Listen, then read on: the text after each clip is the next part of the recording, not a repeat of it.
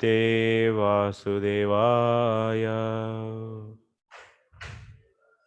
Om Namo Bhagavate Vasudevaya. Om Namo Bhagavate Vasudevaya. Narayanam Namaskritya Naram Chaiva Narottamam Devim Saraswatim Vyasam Tato Jayamudirayet Nashtaprayeshvabhadreshu Nityam Bhagavata Sevaya Bhagavatyuttama Shloke Bhaktir Bhavati Naishtaki. Hare Krishna.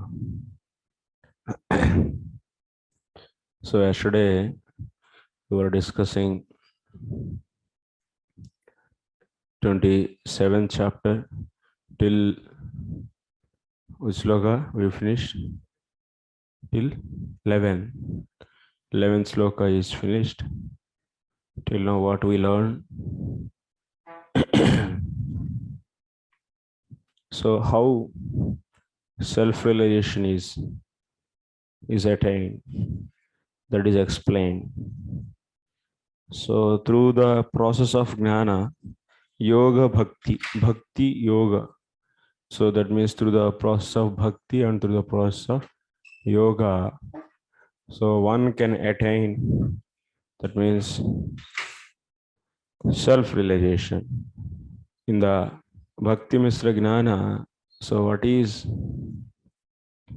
said, so practicing of the Jnana is primary thing, but also Kapila Bhagavan is saying that to do along with the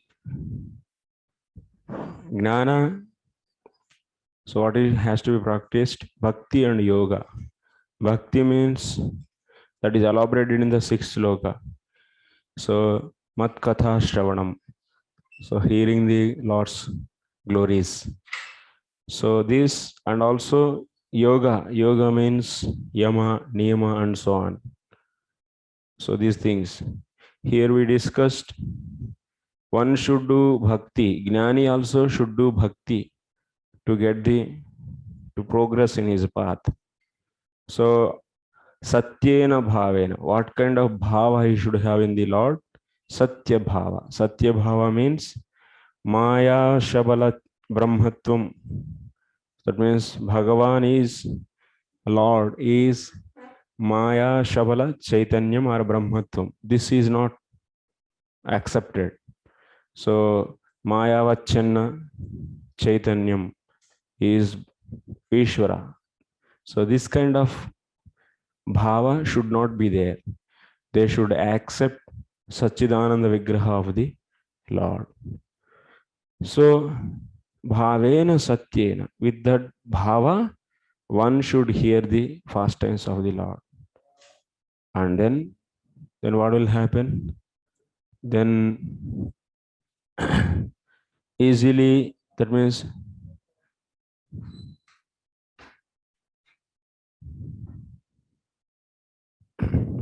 and also along with these two process, it is also said Sarvabhuta Samatvena Nirvairanaha. He should not be having any enmity with any entities. He should be following Brahmachari Vrata and being peaceful and quiet and following the Swadharma and offering the results to the Lord. In this way, so these are all helping tools. So then what will happen? Yadruchayopalabdena santushto. And also he is satisfying. He is satisfied by whatever is available accidentally. And also he is living a simple life, meta book. And Vivikta Sharanaha, always he is living in a solitary place and peaceful. And that kind of person, then what will happen? So he is Sanubhandena cha dehe asmin akurvan asadagraham gnanena drishtatattvena. So prakrutehe purushasya cha. So then he will be able to, in the 10th sloka it is said, so nivritta buddhyavasthano dhiri dhuri bhuta anya darshanah upalabhya atmana atmanam chakshusha iva arkam atmadruk. So in the 9th sloka it is said that he is able to differentiate prakriti and purusha. That means he is able to see himself. He is able to see himself is different from prakriti. That is said in the 9th. Then after that, what further? Further, he is also should search for what? He should search for the Paramatma. So that Paramatma, so he should become one with the Brahman. He should also getting the self is not the ultimate realization. So on top of that, there is one more thing is there, that he has to see Paramatma. How he should see? Chakshusha. That means by the eyes. What kind of eyes? Which are not so diseased. That kind of eyes one should see Atma. Atma means here we should take Paramatma.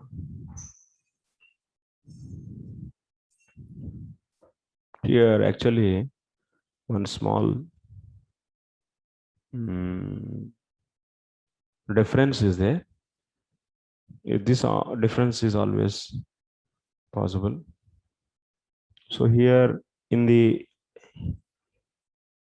9th and 10th sloka, in the 10th sloka, what in we are seeing in the 9th sloka, that practitioner Gnani is able to see himself as different from the Prakriti. So for this, all his mind, intelligence, and everything is seized by the knowledge, and by the in that way, so he is seeing himself. All these functions of the mind, intelligence, and others are seized by the knowledge, and so he is not becoming mixed, or is not absorbed. He is not absorbed. So he is not entering into the different functions of the mind, intelligence, and he is able to see himself at that time. That is said in the 9th sloka. 9th sloka I said as a self-realization. Then in the 10th sloka, what I said, so he is able to see there after in that position, he is able to see further what Atmanam means Paramatma, I said. So this is the explanation according to the Vishwanath Chakravarti Thakur. Srila Vishwanath Chakravarti Thakur is explaining 10th sloka as so seeing the Paramatma. But in the purport, in the translation, if you see what is written, one should be situated in the transcendental position beyond the stages of material consciousness and should be aloof from all other conceptions of life. Thus, realizing freedom from the false ego, one should see his own self, just as he sees the sun in the sky. Here in the translation, what is said, it is self-realization. But in the Vishwanath's commentary, it is said as Paramatmanam. Atmana eva Paramatmanam. So that is said. So what about Jiva Goswami? Srila Jiva Goswami is saying that 10th sloka is telling about the self-realization. 11th sloka is telling about the realizing the Paramatma. He is taking like that. That means even Vishwanath is also saying 11th is Paramatma only, but 10th also he is saying as Paramatma, and 9th is the self. So this is. So anyway, there is no problem. You can take any way. That is obvious and possibilities. Acharyas, they have that kind of freedom based upon the text. It can be given. So anyway, now we'll go according to the Vishwanath Chakravarti Thakur. 10th sloka, we are seeing that person is seeing the Paramatma with the Chakshusha, means so Pataladi dosha rahityena, which is freed from the diseases. With that, by that eyes, he is able to see.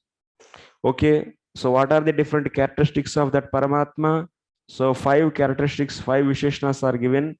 Muktalingam, asati sadbhasam, satah bandhum, asat chakshuhu, sarvanusvyaha. That is Advayam.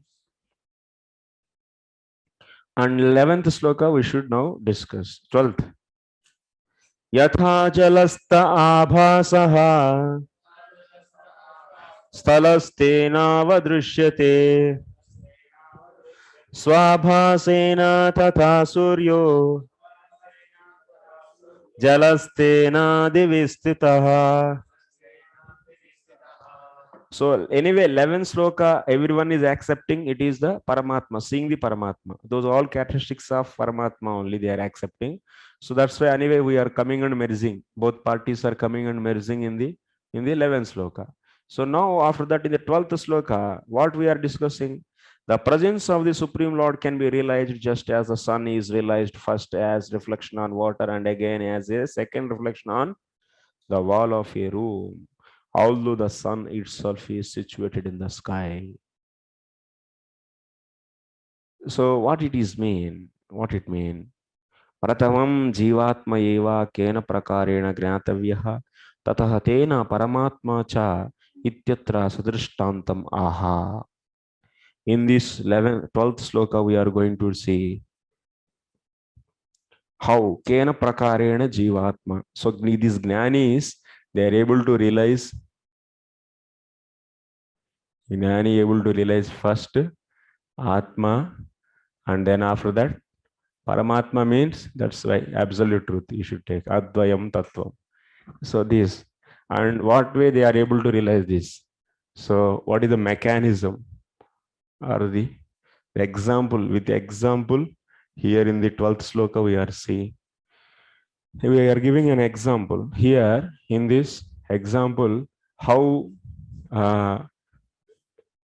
one, that means a practitioner, how he can see first Atma, then after that how he can see Paramatma. With an example it is explained. What is said, you see, Yatha jalasta abhasaha sthalastena avagamyate. Let us take, there is jala, this is water, okay, this is water. Jalasta abhasaha sthalena. So this is wall.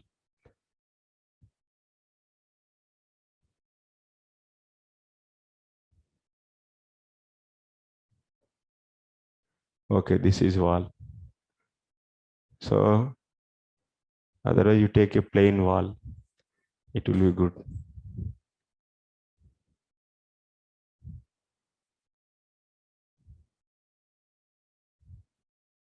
Actually, teacher should know how to draw. If he doesn't know, then it is a failure teacher. Some wall is there anyway. This is wall.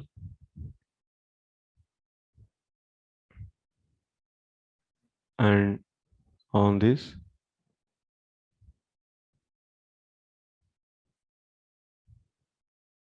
this is sun. And sun rays, sunlight is entering. And then it is falling on the wall. Okay.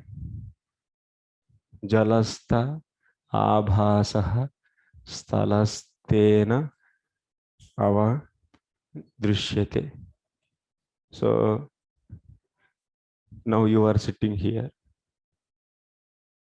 You are sitting here. So you are sitting here. So you want to, there's some room. This is a big room. It means this is only wall. And in this room, you are, so anyway, it's a wall. Okay. In that room, you are sitting and you are not seeing the sun directly. And some window is there, maybe here. Here is some window. And through window, so there is a water is there inside that water. The sunlight is falling and that light is reflecting on the wall. Okay, and you are sitting in this dark room. First, what you are seeing? You are seeing the some light on the some reflection on the wall. So that's why sthalastena. This is the sthala. Sthalastena abhasena. Sthalastena. Sthalastena jalastaha. This is jalastaha. Here, sunlight is there, sun reflection. So this is jalastaha. This is jalastaha. So by this reflection, you are able to, first you will be seeing on the wall. Oh, wall is a object, is not an object which can illuminate the light.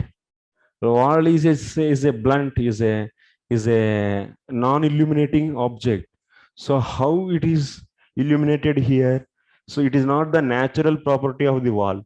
Then you will be searching the, so what is the source of this? Then you will be understanding, oh, some light is falling on this water and that is reflecting and falling on the, so this wall. So we are seeing. So that's why by seeing this, you are finding the, so this, the reflection in the water, that is jalastaha. So next, jalastena.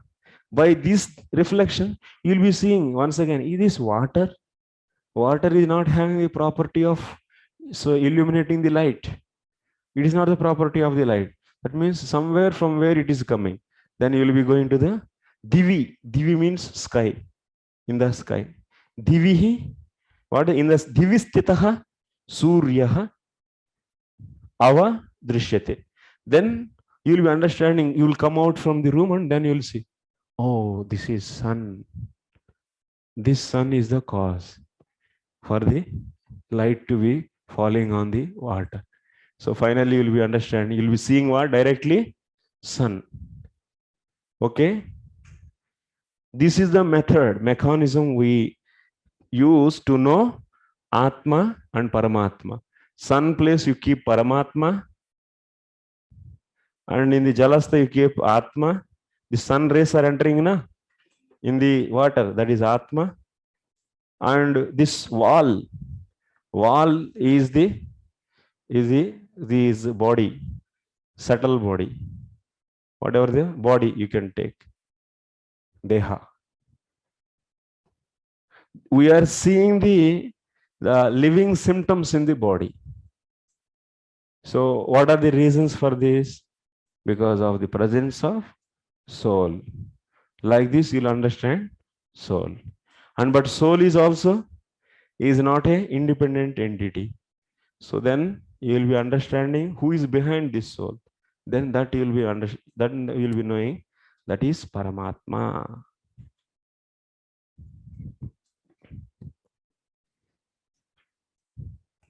Okay, Atma and Paramatma, both Gnani can understand like that.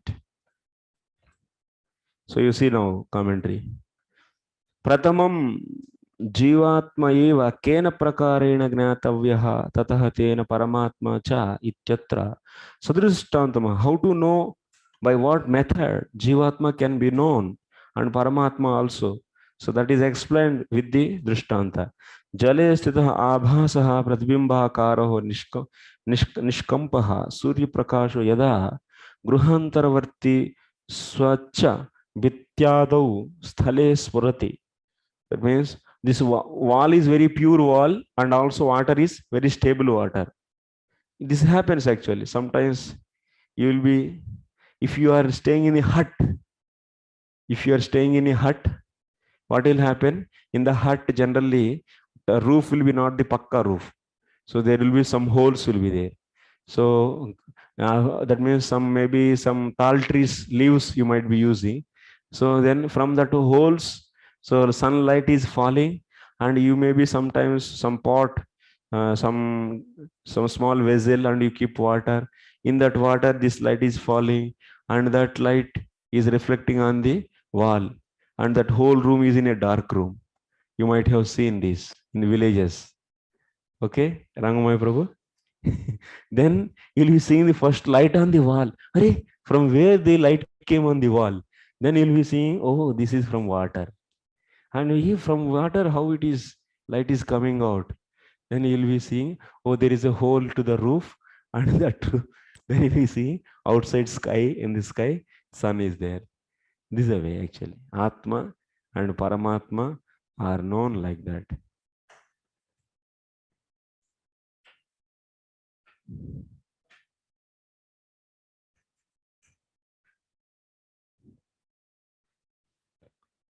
Kutoyam prakasha iti परामृश्यद्भिः तैः तेन जलस्तेन स्वाभासेन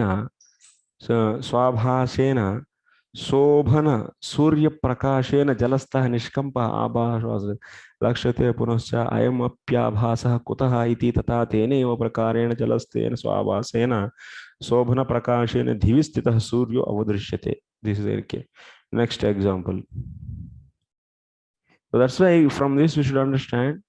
So there is no living, that's why scientists, our modern scientists are not able to understand even simple logic. This is to accept the Paramatma. In the chemicals, there is no living symptoms. Is there any, in the chemicals, can you find any living symptoms? No. So the living symptoms are coming into the chemicals because of something is there. That is nothing but Atma. And but Atma is also individual, and so from that Atma also, from where the energy is coming, so from where it is getting the this kind of so illuminating capacity. Atma's Chetana is spreading entire body, not by just by individual Atma, but there is the so need of Shakti of the Paramatma also.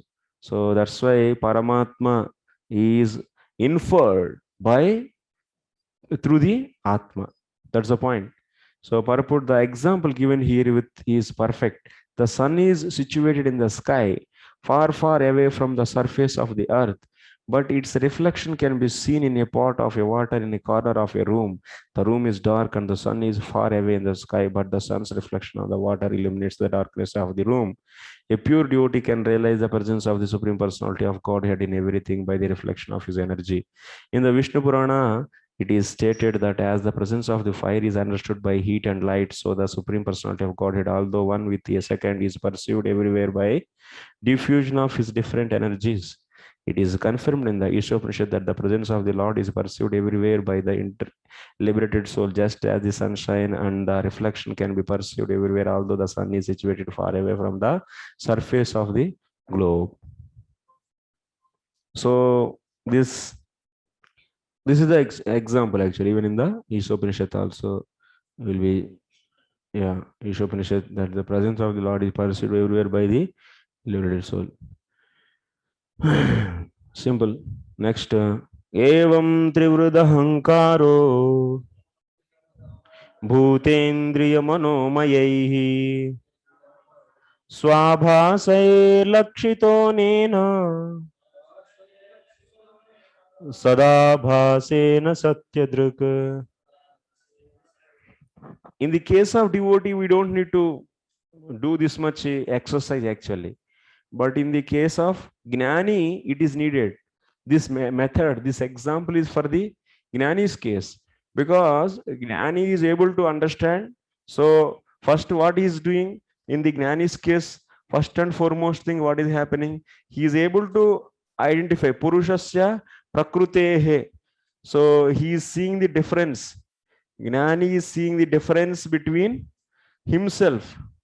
It means himself from Prakriti, from the Deha.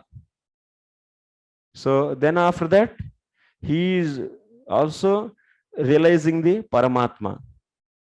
So this, for that he needs knowledge actually to separate himself from the Deha. So how he is so separating himself from the Deha? So using the knowledge only, na? That means he needs knowledge actually. He needs a knowledge to ultimately, so to know the Paramatma and also to know himself. So this is the mechanism he adapts in his process of Gnana. But in the case of the devotees, it's not needed at all. Just if you do bhakti, bhakti yogena manasi, sorry, Vasudeve Bhagavati Bhakti Yoga Prayojitaha, Janayatya Suvairagyam, Gnanam Chadahaitukam, automatically will come everything. You can realize this. But in this Gnani's process, there is some mechanism is needed for him to infer the Paramatma and also to infer the self. Self, how he can identify there is a self in this body. So he is seeing that these 24 elements are made up of three gunas and which are not self-illuminated. They are not self-illuminated. Then after that he will be accepting, yes, there is a Atma. There is need to accept some element which is illuminating all these senses. And behind that also there should be something like this. He is going.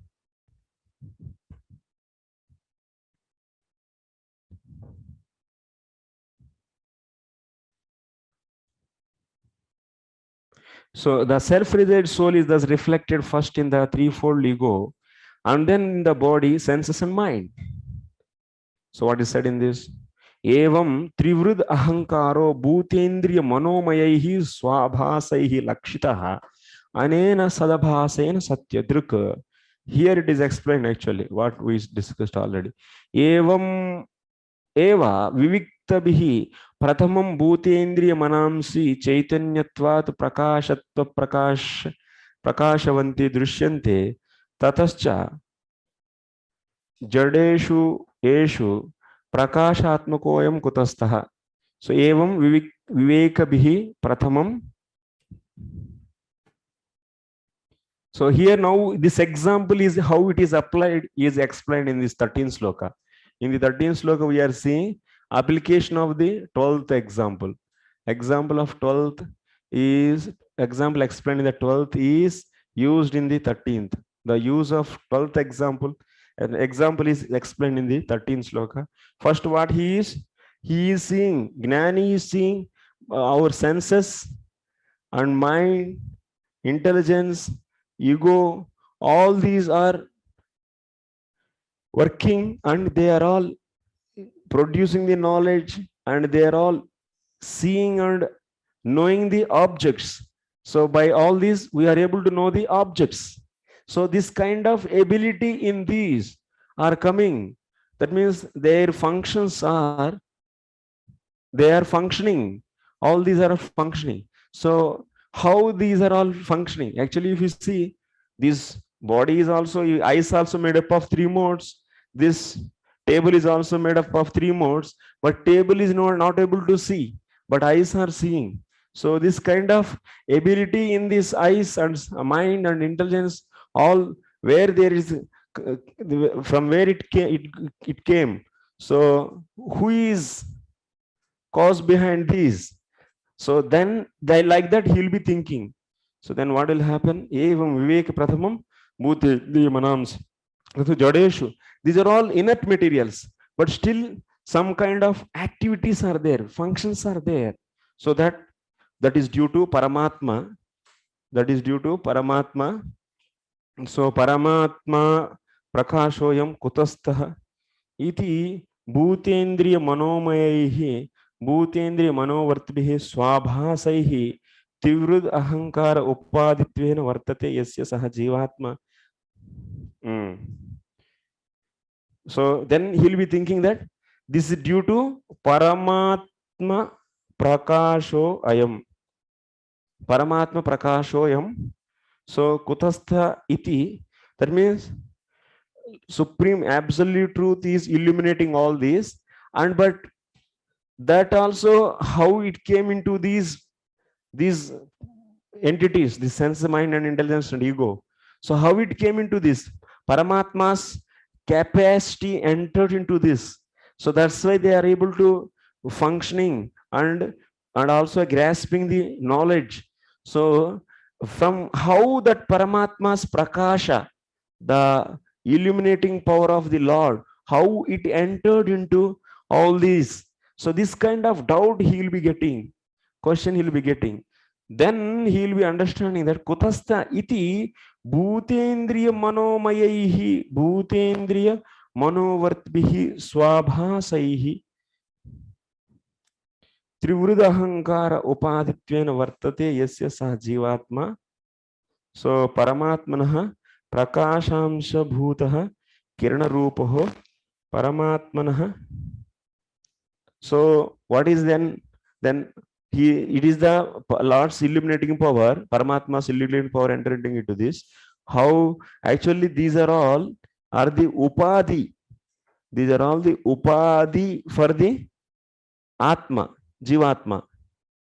Yes. Senses, mind, ego, and intelligence and ego all are the upadhi for what? Atma. So भूतेन्द्रिय मनोवर्तिभिः स्वाभासैः त्रिवृद अहंकार उपादित्वेन वर्तते यस्य सह जीवात्मा. So Atma is then in that investigation, what is happening, how these senses are got eliminated, how this, that is our the question na.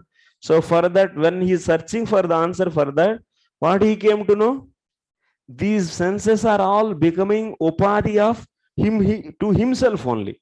He will understand that. That means these are all jada, and behind this there is a atma, and for that these all acting as upadhi, and this kind of understanding he will get. And this atma is the amsha of the that paramatma. So sajivatma paramatma prakashamsa bhutaha kirana rupaha. It is a ray of Paramatma and Kirana Rupa Laksha. Then, like this, Atma, first Atma is inferred. Atma is inferred first. We want to find the from where, like you see, there is a light is falling on the wall. So ultimately, this light is belong to whom? Belonging to sun or not? So yeah. But while to find this light on the wall from where it came, first of all, even you started doing research. Then what you came to know? You came to know this light, whatever is falling on the wall, is because of the light is reflected on the water is the cause for this. Similarly, when you try to find to know the cognition power is there in these elements, these internal, so antakaranas. So when you try to search for that cognition power, first what you came to know? These are all Atma. Atma, you come to know Atma, and for which it is acting as Upadhi. Yes, these are all acting as Upadhi. So similarly here, this light is coming from here. How you came to know? These are all because of the sun rays which are reflecting on the water and falling here. Similarly, you are able to understand now all these senses and mind intelligence all are get illuminated because of Atma, which is the ray of Paramatma. And then after that, that means in that way, first what you inferred, you inferred first Atma. Okay. Then after that, Tatascha anena jivatmana. So by this jivatma is the ray of the Paramatma. Like this light rays are not the, so these are the rays. Rays means there definitely should be some source. These are all looking like a rays only. These. So similarly here Atma is infinitely small. It is not going to create entire universe. And this minute energy is coming from where? So when you do this kind of investigation, then you will be understanding this is due to Paramatma. Like this, by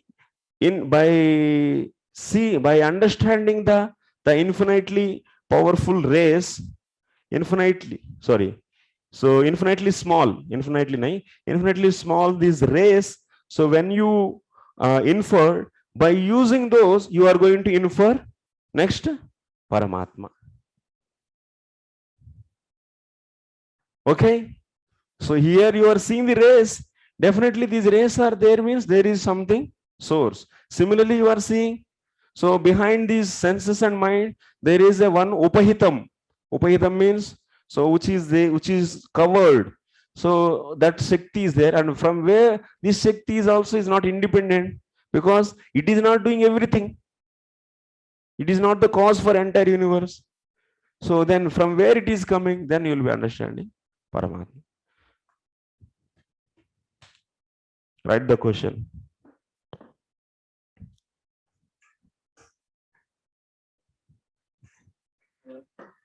So explain the mechanism to infer Atma and Paramatma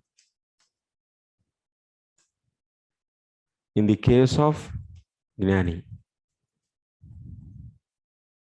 Explain the mechanism with an example to infer Atma and Paramatma in the case of Gnani. So it will be 10 marks. You should explain very detailed way.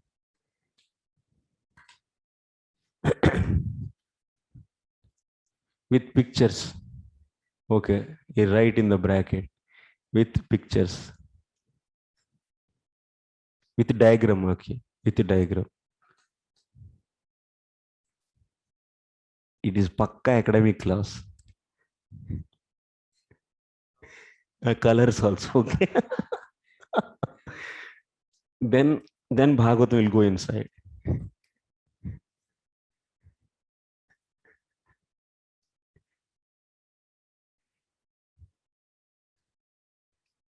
With the diagrams, okay.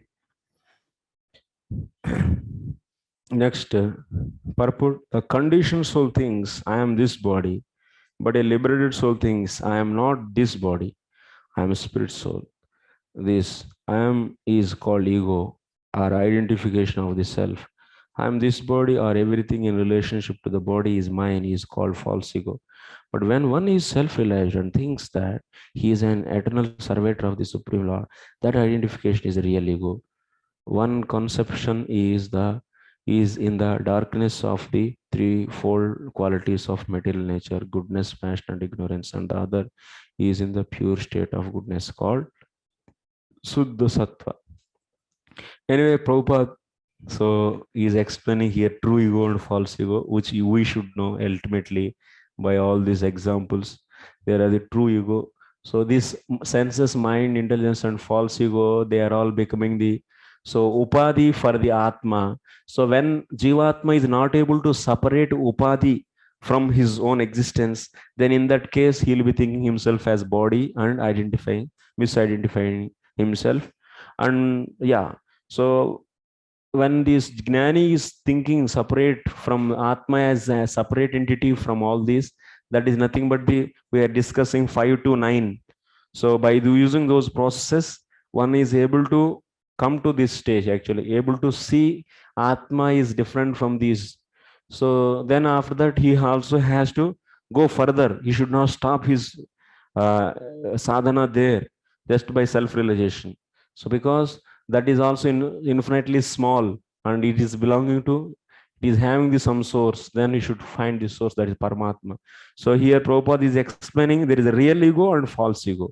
So identifying oneself as Atma is a real ego, and but identifying oneself as a body is a false ego. And but when one is reflected through the material contamination of the body and the mind in the false identification, he is the conditional state. But when he is reflected in the pure stage, he is called liberated.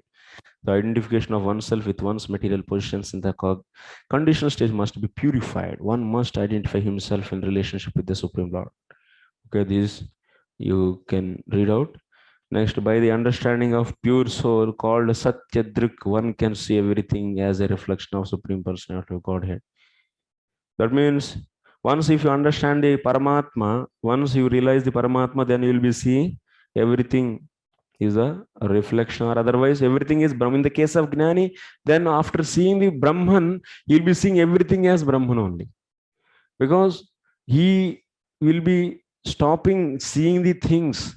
So by making his antakarana nirvikara, avikara, no changes in the antakarana, that way he do sadhana.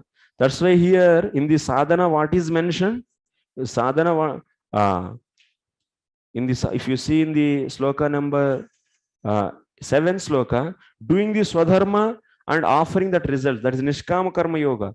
So while you do Nishkama Karma Yoga, you will be making your mind so not to reactive to these changes, dvandvas. Next sloka, Bhuta Sukshmendriya Mano Mano Buddhyadishviha Nidraya लीने श्वसति यस्तत्र vinidro niraham kriyaha. Translation: although a devotee appears to be merged in the 5 material elements, the objects of material enjoyment, the material sense and material mind and intelligence, he is understood to be awake and to be freed from false ego.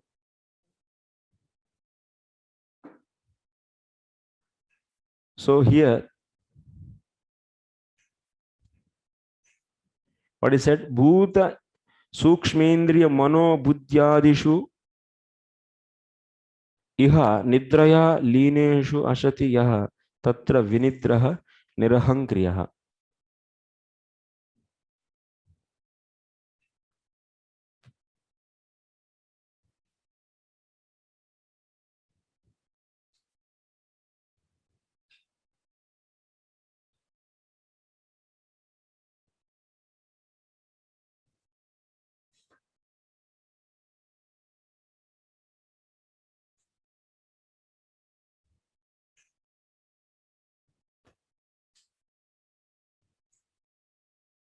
So here question is this. We got now, till now what we came to know. So we studied in the 10th sloka what? In the 10th sloka we studied that this self-realizing person, he will be seeing the directly chakshusha. By he directly is seeing with the eyes whom? Seeing a direct eyes means Paramatma is not seeing eyes, but he is realizing. So directly with the chakshusha means what we took, meaning there. So pata dosha rahityena. That means by doing the devotion. Undiseased eyes. Undiseased eyes means so those along with the bhakti. One gnani is able to see, that means self-realized person is able to see Paramatma, are able to realize, see means realization. So he is able to realize Paramatma through what? Through the bhakti only. So if there is no bhakti like owl, so owl is having the eyes, but it is not able to see the sun.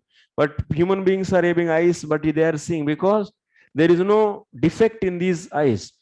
In the case of owl, there is a defect. Some problem is there. So, but that means, it means what? If gnani, every gnani cannot see, every self-realized person cannot see the Paramatma. Whoever is having the bhakti, they are only seeing the Paramatma. Yes, without bhakti you cannot get the Aikya Gnanam. So self-realized person become the Brahman realized person when there is some help of bhakti is there. Otherwise it is not possible. So that is the already discussed point. So here he is able to see Paramatma, he is able to realize Paramatma. What about the Atma? So Atma also he is seeing like Paramatma, how he is seeing through the eyes, same way he is seeing the Atma or not? This is the question is asked by the Purvapakshi. So now it is answered here. What in the till now in the 9th sloka, what I said, he is seeing himself as separate from the Dehadi. That means from the body, mind, intelligence, and so on and so. But here question is Purvapakshi is asking whether he is able to see Paramatma also, Atma also, like how he sees the Paramatma. This is a question he asked, Purvapakshi. Okay. So then answer is what? Answer is Bhutadishu asati anabhivyaktatvad asatulye pradhane nidraya lineshu sassu yaha tatra tada vinidro nirahankriya tamatmanam jivanam pratipadyate lokah anubhavati iti tritiyena anvayaha. Whether he see Atma or not, this is the answer. This is the question actually. Yes, he can see the Atma. See the Atma means he can realize the Atma. So how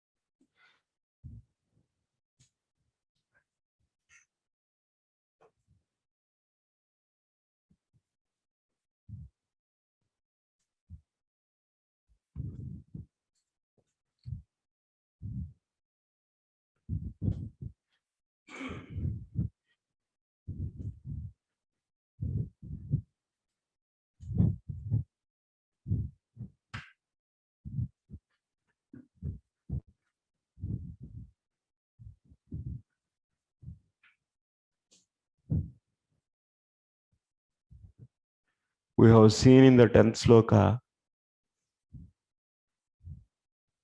Gnani is able to see Paramatma. Chakshusha. See means realize or see. So now question is here. So same way, can he see Jivatma or not? Can he see Jivatma or not? This is the question actually, Purvapakshi. Then we are saying yes. How can he see when person goes to the deep sleep? When person goes to the deep sleep, at that time what is going to happen? All these ahankara and ahankara to everything. From ahankara who is coming, mind also coming, buddhi is also coming, senses also, and so all. They are all merging into, so they are all lineshu, they are all becoming inactive at that time. Ahankara and their products, everything. At that time, this Atma is alone, nirahankaraha. At that time, Atma is not having this Ahankara as Upadhi. There is no Upadhi at that time. In the deep sleep state, so in the deep sleep state, what is happening? Their Ahankara is not acting as a Upadhi for this Jivatma. So in that situation, so he is nirahankrutaha. That means his ahankara, his upadhi is removed. Then what will be happening? He will be realizing himself. This is the point.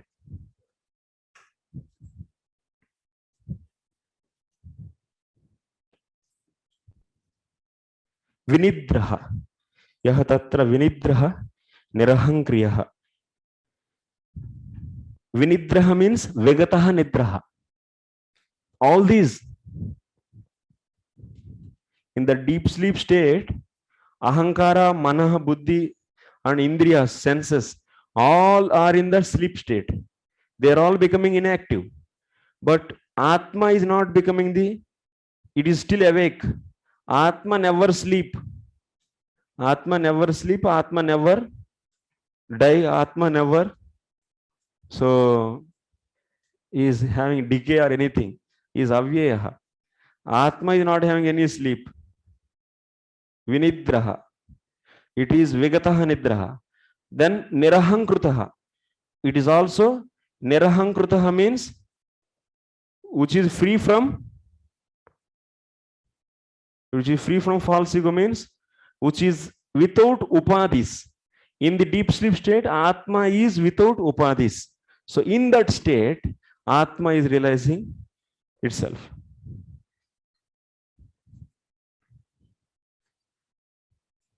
That is the explanation. 14th sloka is saying that.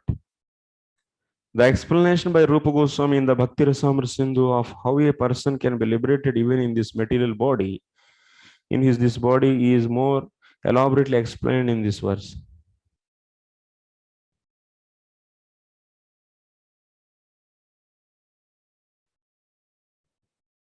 The living entity has become a Satyadrik who realizes his position in relationship with Supreme Personality of God. It may remain apparently merged in the 5 elements of matter. the five material sense objects, the 10 senses and the mind and intelligence, but still he is considered to be awake and to be freed from the reaction of false ego. He Here the word Lena is very significant. Mayavadi philosophers recommended merging into so impersonal effulgence of Brahman, that is their ultimate goal or destination. That merging is also mentioned here, but in spite of merging, one can keep his individuality. The example given by Jiva Goswami is that a green bird that enters a green tree appears to be merging in the color of greenness, but actually the bird doesn't lose its individuality. Similarly, the living entity merged either in the material nature or the spiritual nature doesn't give up his individuality. Anyway, this is Prabhupada's Lena word he's explaining, but here it is not having any significance with the translation, with the sloka meaning. So here, who is getting the Lena? All these elements, Ahankara, Mana, Buddhi, these things are getting into Lena means they are becoming the inactive actually. So, but at that time, Jivatma is still awake. In the deep sleep state, Jivatma is awake only. Jivatma is not having any tiredness or anything because it is completely pure chitta actually. It doesn't have any kind of tiredness or any kind of anything, nothing. Everything happens to only body actually. No vikaras to Jivatma.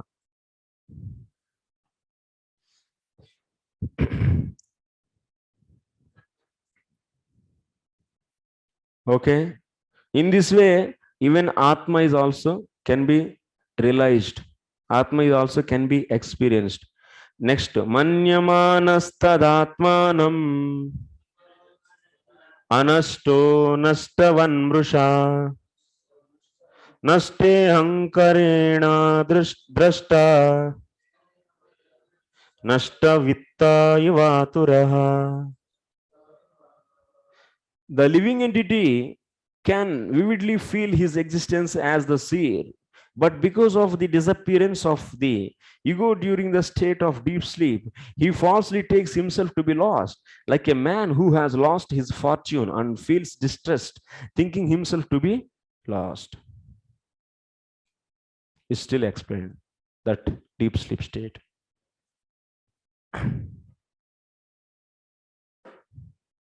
ननु अलं तर्हि योगाभ्यासेन मनोबुद्धीन्द्रियादि लये सति यह केवलम आत्मानुभवो योगाभ्यास फलरूपः तं खलु निद्रयैव कारयति तत्राह मन्यमानः इति. So what we are seeing now in the deep sleep state,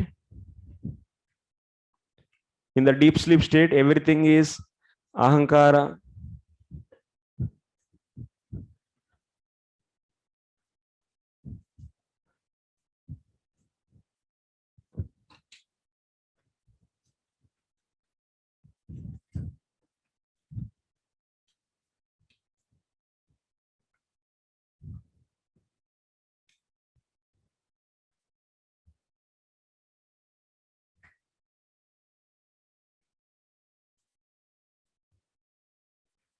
In deep sleep state,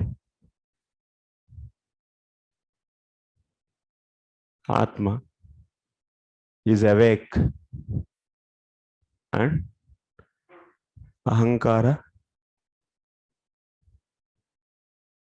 mana, buddhi,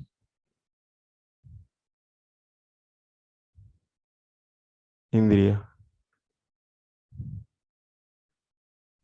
indriyani, all these inactive.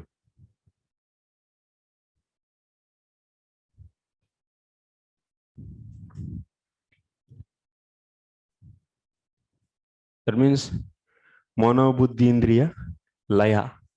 Inactive means laya. Sati.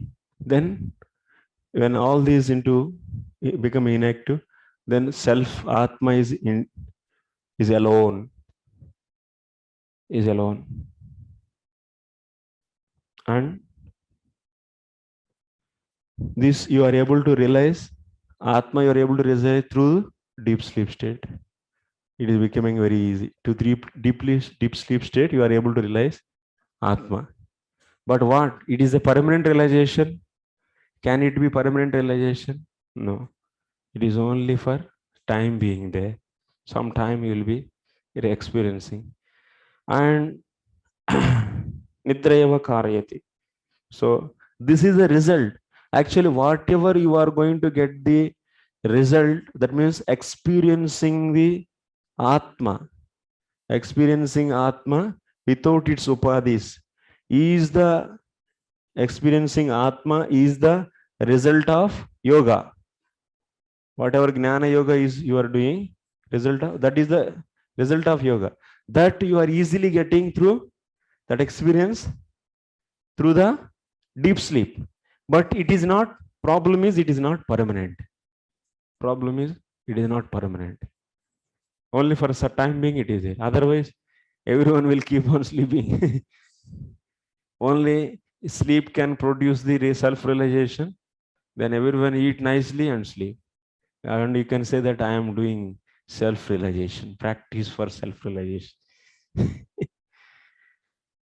So, but in this state, what is happening? You should bit more. You should understand here.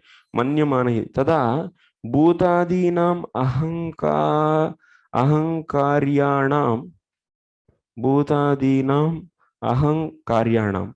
These are all manaha, buddhi, indriya. All are coming from whom? Mind, intelligence, senses. All are coming from whom? Ahankara. They are the products of the ahankara or not?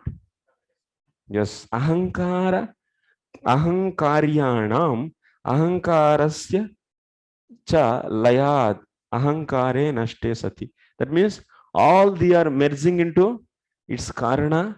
That is, deep sleep state means what? Indriya, Madhi and Mana. It is coming from the Sattvika Ahankara. It is coming from the Rasika Ahankara. It is also coming from the Rasika Ahankara. All they are merging into its karana, that is into Ahankara. And that Ahankara is also is merging. Merging means it's becoming inactive. Some process is there, it enters into some nadi, something is there. I don't know much. So, but it is this is the point you should understand. It's becoming the inactive. Then what will happen? So ahankarane nashte sati drashta jivaha drushyanam abhavat. Then jivatma is alone, and is it have drushyanam? There are many objects are there in this whole world. Can it see these objects, this jivatma? Because all these faculties are completely now inactive. So this jivatma is alone. Can it see the objects in the society, in the nature? No. So it cannot see anything. Nashte sati drashta jivaha drushyanam abhavat darshanecha. So nashte sati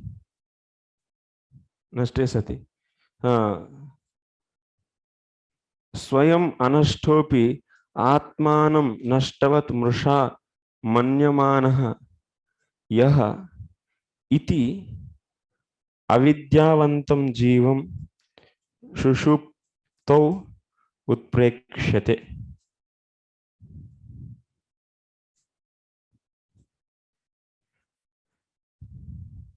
This jivatma is there, and but he cannot. There are the here laddu is there, here ice cream is there, here some other things are there. Now this jivatma can enjoy those, but it cannot. Everything is, it cannot. Then how it is feeling, how it is, how it can be said? This can be said as jivatma is there, but it is the one which lost its wealth.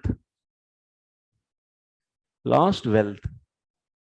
This can be said as the one which is there, but it lost its wealth. Like a person is there. This person is a rich person, but he lost his wealth. Now he became poor. This Jivatma can be said as now what? Nashta, Nashtavan, Nashtavat. Atmanam Anashtaha, Nashtavat Mrisha. Then he is considered as the loser. Disappearance of the ego during the state of deep sleep, he falsely takes himself to be lost, like a man who has lost his fortune, like he is a man who has lost.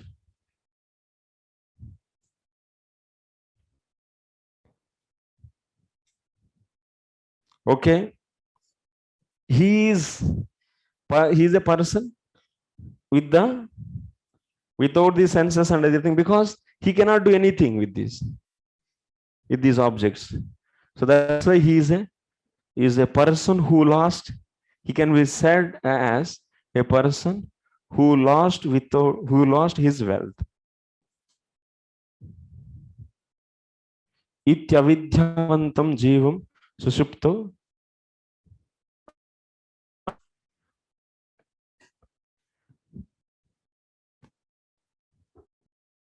And he is thinking himself as what?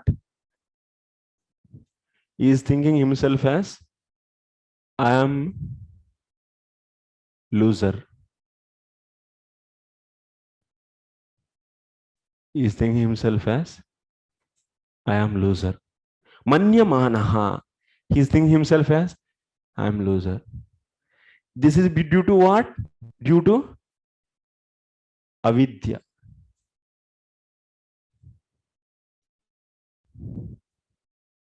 Due to avidya.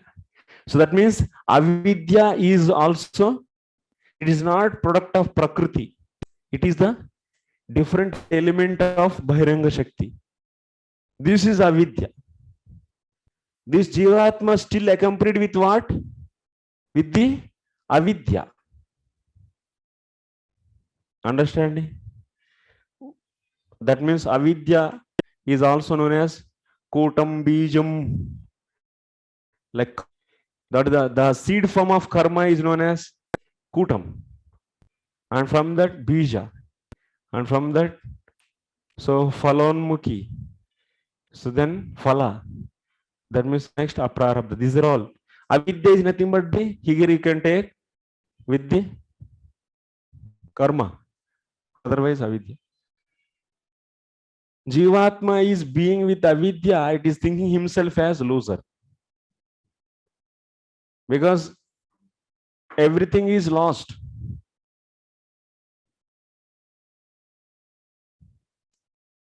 Understanding? You are understanding this point. This Jivatma, it is Jivatma is, but it is accompanied with what? Avidya. Avidya. It is accompanied with the avidya. This is the point actually. It can experience itself, but it cannot experience these objects because there are no faculties. So like example, when that means in the Nidra stage, Jivatma is there, and also it is with its avidya. It is accompanied with the avidya, or otherwise karma, you can say. That's whatever the some previous. So karma is with this. Like example, when pralaya happens, that means Brahmaji's 100 years finished. At that time, what will happen? Jivatma is with the subtle body and gross body. So gross body is also merging into its causes.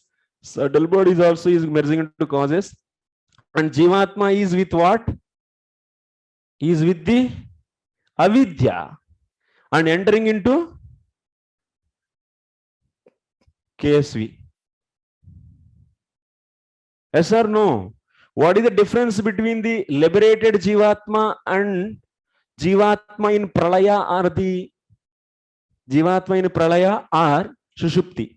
Jivatma in Pralaya or Sushupti is same. That means Jivatma will be there purely without the subtle and gross bodies, but it is with the avidya. But in the case of liberated soul, Jivatma is alone, but it is not with the avidya. So now that's why in the liberated stage, you write here, liberated says Jivatma is alone, pure. In the pralaya, or sushupti, that means deep sleep, Jivatma is equal to what?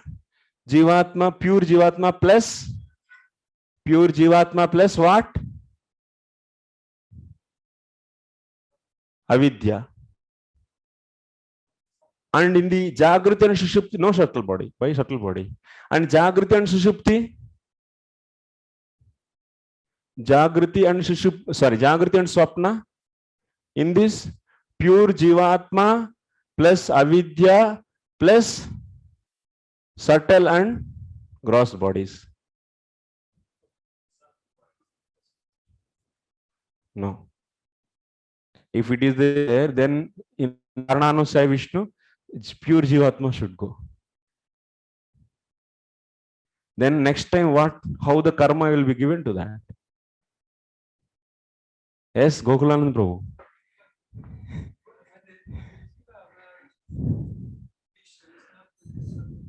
No? Why? How subtle body it will be?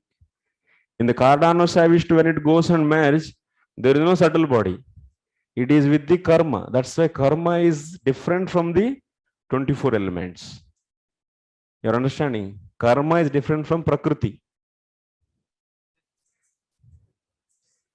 Huh? What spiritual subtle body?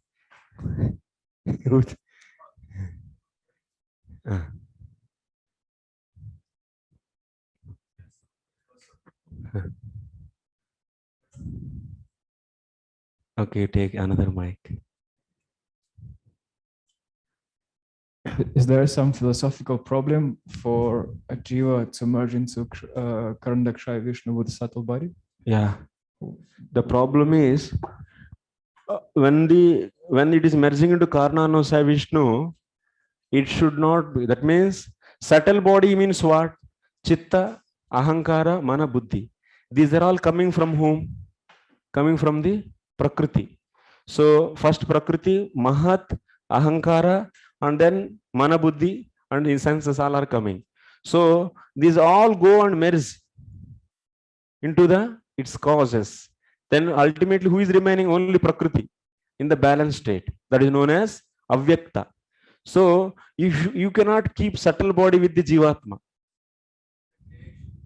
Is winded up. Creation is winded up. Then still Jivatma should be having the something to carry forward in the next generation. So that's why there is avidya. The term avidya is used now. It is already, I also said previously, it is also said as karma. I said karma is different. That's why Baldev Vidyabhushan is taking. So Ishvara, Prakriti, Ishvara, Jiva, Prakriti, Kala and Karma. Kala is also not the product of 24 elements, not coming from the Prakriti. From the Prakriti, whatever is coming to Jivatma, and at the stage of the devastation, everything is taken back. From the Jivatma, everything is taken back. And Jivatma is having the only, so other than these 24 elements, you should take one more element. So that is nothing but the karma, or otherwise avidya. So karma is in the different forms, it will be. Karma can be in the different forms. Avidya, that means Kutam, Bijam. So next what? Kuta, Bija. Kutam, Bijam, Prarabdha, Aprarabdha. Yeah, like this. These are the forms, various forms of the karma. And what is the root for these all forms? That is nothing but the avidya. Okay, it is also part of the Lord's external energy only, but yeah. Do we have any scriptural statements about this? And when we studied dissolution, the 10 topics of Bhagavatam in Tattva Sandarbha, that Shiva Goswami explained something. Because I remember there was some statements about the Jiva merging into Karana. Prakashai Vishnu. Nirodha. Yeah, That is- and Nirodhana. So do you, there is the Shastrika There is source? it is also Sastric only, na? What we are discussing now. This is also same topic. Here it is Yeah. more clear. It is. So simple also. Here, what Vishwanath is saying, and also it's logical also. What Prakriti, when everything is wind up, it goes out. Na? Subtle body means, so mind, intelligence, and false ego, all these. So those should go back. Those are all not the, with those things it cannot enter. Then what is the meaning of the next creation?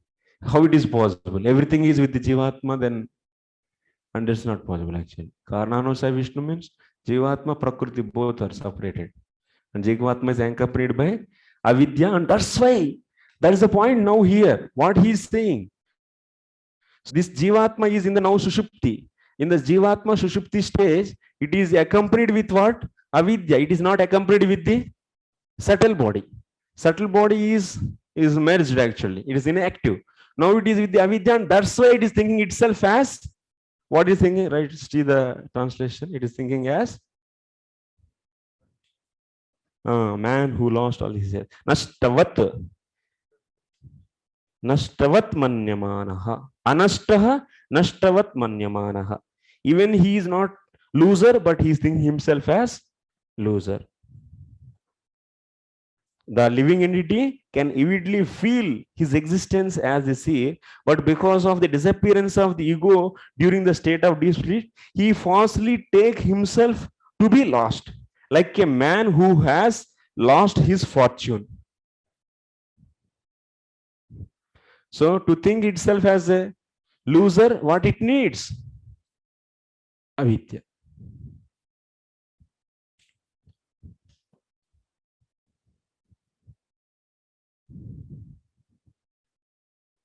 Huh?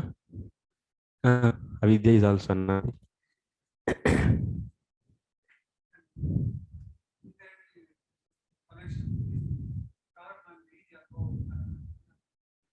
Yeah, that's really. Avidya's products are the karma in various forms.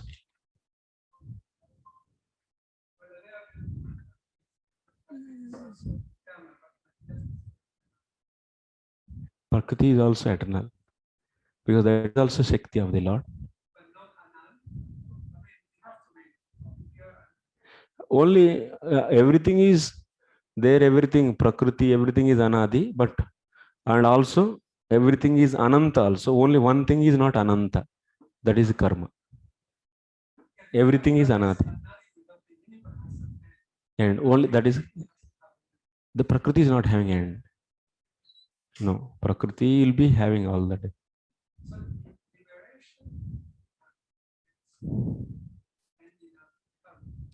It's nothing but end of karma. Yes. Yes.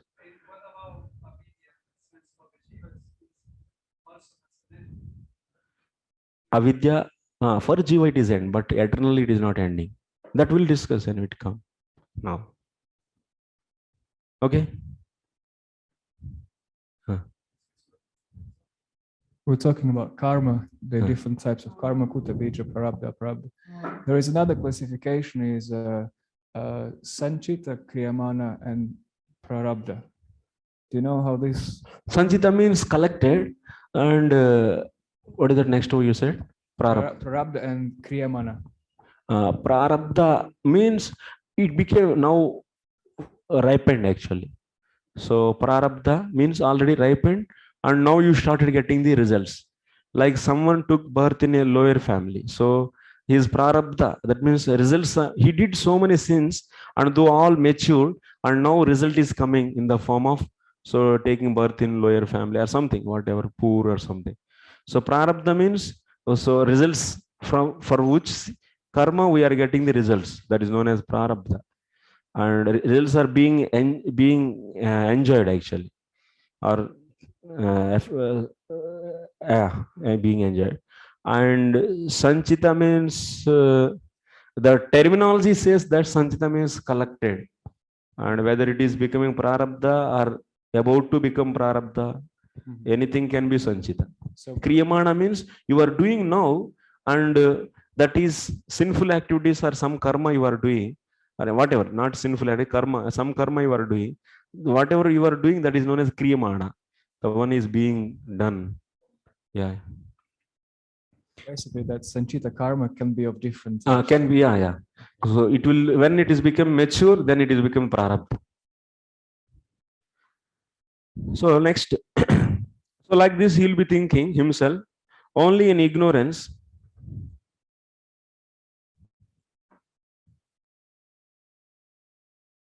Nashta vitta iva. Like person who lost his wealth like that, Jivatma is thinking there. Ayamardha yoga abhyasena jivopadi bhutanam tattvanam atyantike laye satyeva jivaha sviya swarupanandamayoho bhavati natu nayamityakayoho. So from this, what you are understanding finally. So anyway, I will remove out this. So you can make a question. So explain the so Jivatma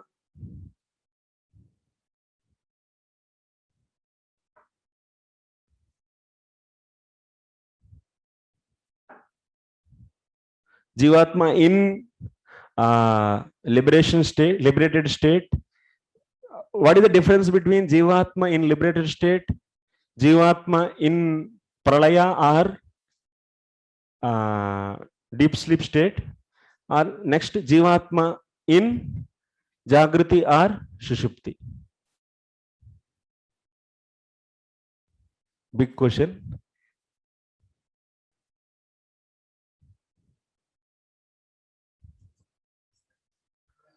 Liberated state, Jivatma is not accompanied with anything, and Pralaya and the Sushupti, Jivatma is accompanied with the avidya, and Jivatma in the Jagriti or Sushupti, it is accompanied with the avidya and also subtle and gross bodies.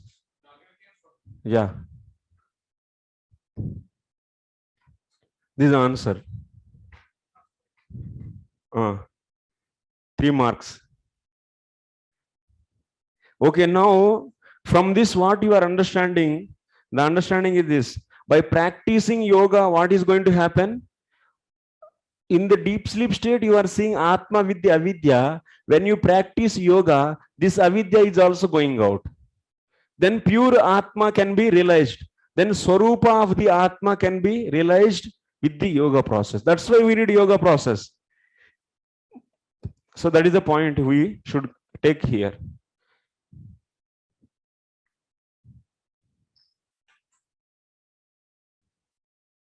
Yatha vitte nashte sati akinchit anyam sukham na bhavati kintu vittasakto eva nasthayam satyam tathaiva jivasya naishkarmyam vina sushupti layohu upadinaso na swarupa praptir naishkarmyancha.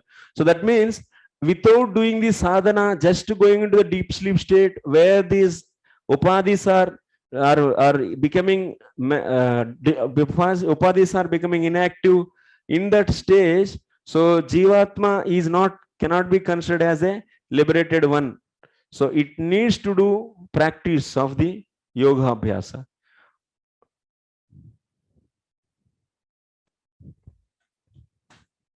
When we compare pralaya and sushupti states, so it doesn't really mean when the person is in a deep sleep in sushupti that their jiva is actually merging with Karandaka Vishnu. It doesn't mean that. It's just the states are similar. Yes. But it doesn't mean that jiva every time they sleep they go to Karandaka. No. It doesn't mean that. State.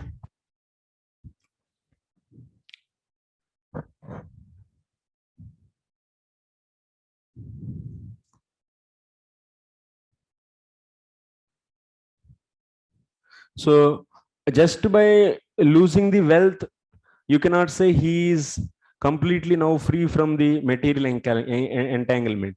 When the attachment for the wealth is destroyed, then only you can say that person is liberated from the wealth. So everyone, we don't want to have the material possession. So just the material possession is lost here in this case of the Sushupti stage.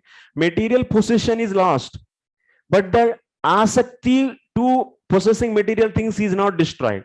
But in the case of liberated state, what? That asakti is finished. That attachment to the material objects is finished. That is the point of the yoga. Next,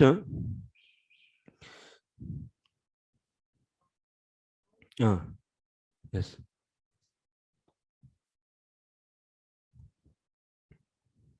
So in Pralaya, Huh. so the Jiva, when they merge in Karana, Prakasha, Vishnu, there is no contact with Prakriti. There is no Contact with Prakriti because he's no contact. so. But sometimes we express the philosophy, like even in some purpose of Srila Prabhupada, that we are conditioned when the jiva enters in contact with false ego, with Prakriti. So one may say that by not being in contact with Prakriti, there is no reason for the soul to be attached to anything. So it seems from here that there is something else that makes the jiva a conditioned soul, which I think you express as avidya. But you can explain more, like how is it that without being in contact with Prakriti, still the soul is conditioned. So what is this avidya really? Like if avidya is not part of Prakriti, what is it? Because, how it can reside on the Lord also. Inside the Lord. So even Prakriti is also inside of the Lord, but the inside of the Lord means we cannot see everything as a physical dimensions. Physical dimensions still it is not created. Physical directions and dimensions are space. You can say inside, outside of the Lord, when there is a in respective to the element ether. Ether is not created till now. So that's why our conventional usage will not work there actually. Conventional approach. Understanding? Also the jiva is in a... Inside, outside, we are saying with respect to this ether. Ether. Akash. So Akash is not created still. So there's everything is Lord is all pervasive anyway. It is inside means it is not inside of the Swarupa of the Lord. It is not contributing anything to give Swarupa of the Lord. It is sheltered in the Lord only. Without Lord shelter, how this energy can exist? And we cannot use our here this material mind. You cannot use to find that physical position, which is before the pralaya, which is after the pralaya. So whatever is happening, that we cannot think through using this mind. Yeah. Okay, still it's difficult for me to understand. Like for example, chitta, we understand chitta also as consciousness. Yes. So, but chitta is in prakriti, so there is no consciousness in the soul. No. Because the soul is chitta also. Oh, it's it's aware. Chittam. The power of knowing itself and knowing Chittam others. Chittam, which is nothing but Mahat is known as Chittam. That Chittam is different from Chit actually. Chit is the consciousness actually. And that Chit consciousness is spreading into the body, but Chittam is the one, is also a material element. So this will be how this element is contributing. This element is helpful actually. Chittam is helpful to pass this awareness to the into the room. Now when you enter into the room, your consciousness is spreading to the entire room, not only body. It's not that the whatever happening to the body, if an ant is flowing on your body, immediately you will come to know, oh, ant is going. Because your consciousness is spreading entire body. And not only that, if some cat is entering into the room, that also you are knowing. Because your soul's consciousness is spreading to the room also. This kind of spreading is possible by the chittam.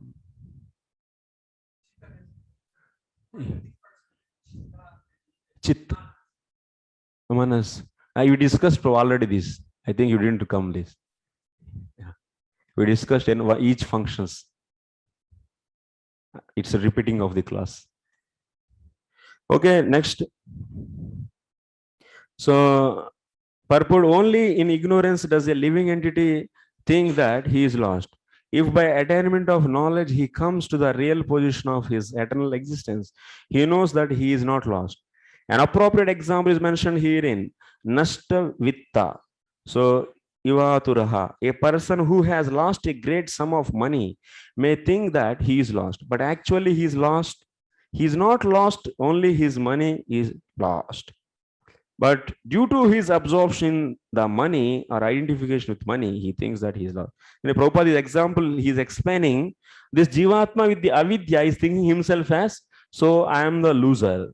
So, but actually, he is not the loser. So next, evam pratyavam rishyasau atmanam pratipadyate sahankarasya dravyasya Yovasthanamanugraha. Translation: when by mature understanding one can realize his individuality, then the situation he accepts under the false ego becomes manifest to him. So now in this sloka, what we are seeing in the 16th. So, okay, Sushupti, it is accompanied with the avidya and it is thinking himself as a loser. So, and it will only feeling only loser and nothing is realizing it is. Is there anything is there in that state, in that Sushupti state? Nanu Sushupto na kinchit anubhuvite. In Sushupti state, it is not enjoying anything. It is not realizing anything. This is the question is asked in the Sushupti stage. So whether it is experiencing anything or not. Okay, it is thinking himself as a loser, but whether it is experiencing anything or not. Then answer is yes, it is experiencing. What is that? Aham. What is that? What we say after waking up from the deep sleep state? So sukham aham aswapsam na kinchit avedisham iti vishesha gnanam vina kevalasya atmanah pratisandhanat.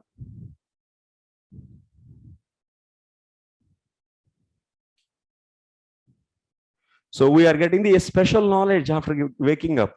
I was happy. You'll be saying that I was happy. I was not knowing anything. Okay, this kind of experience. Na kinchid avedisham iti vishesha gnanam. So gnanam vina kevalasya atmanah pratisandhanat ityaha evamiti. Kincha sahankarasya bhutendriyadi sanghatasya dehasya yah avasthanam ashrayah yameva jivatmanam asritya ahankara deha bhogyeshu visheshu pravartante ityartha tata cha yah jivatma anugraha sviya bhoktrutva lakshana dharma pradhanat anugrahyah ityartha.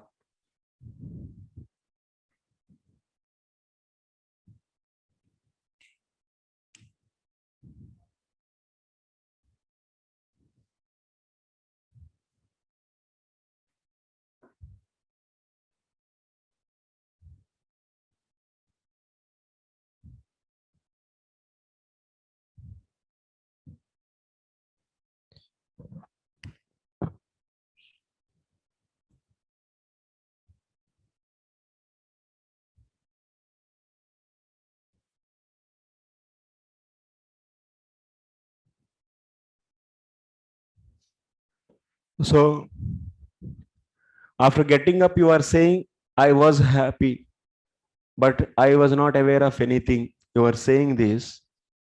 It means what? When you wake up, this Atma is once again is merging with this Ahankara and started identifying itself as body and this, and immediately connected to entire Prakriti.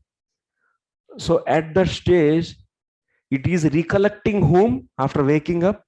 It is recollecting this Atma, which is alone, which is with the avidya and alone, not connected to this.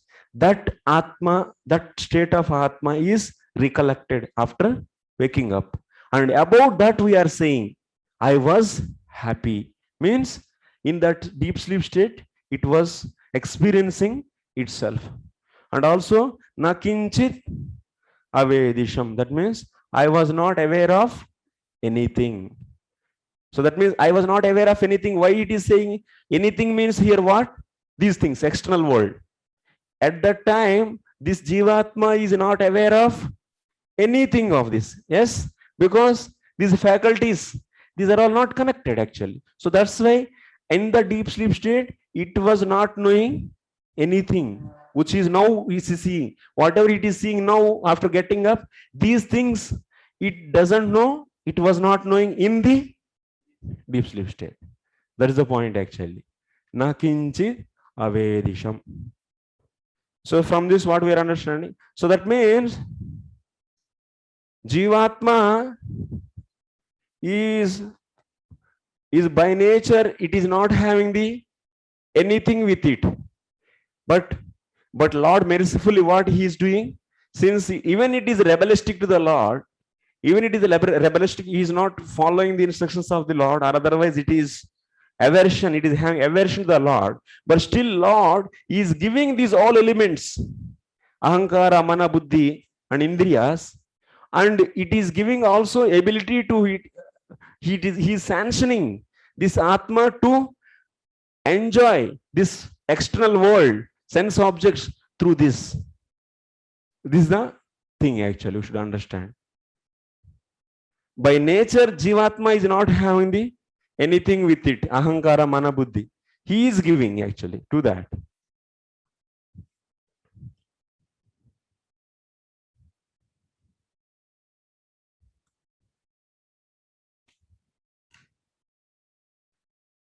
So he gave the quality of enjoyer to Jivatma out of mercy. So that it is able to enjoy through this ahankara and sounds. Yah atma jiva anugraha swiya bhoktrutva lakshana dharma pradhanat. Like how Lord is enjoying with this, with his internal potency. Similarly, for the Jivatma also he is giving the facilities to enjoy this material energy. This is the point. He is giving the same kind of enjoying capacity. The way he is having the enjoying capacity, and the same thing he is giving to the Jivatma also, so that it is able to enjoy through this.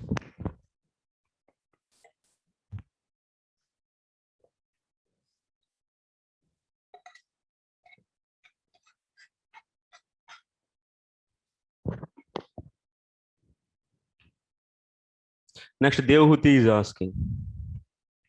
Devahutirvacha Purusham Prakritir Brahman Vimunchati Karhichit Anyonyapashrayatvacha Nityatvadanayoh Prabho. So, translation Sri Devahuti inquired, my dear Brahmana, does material nature ever be there on the online?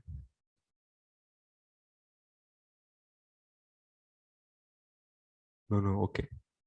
Sri Devahuti inquired, my dear Brahmana, does material nature ever give release to the spirit soul? Since one is attracted to the other eternally, how is the separation possible? Now, okay. Like you can compare like this.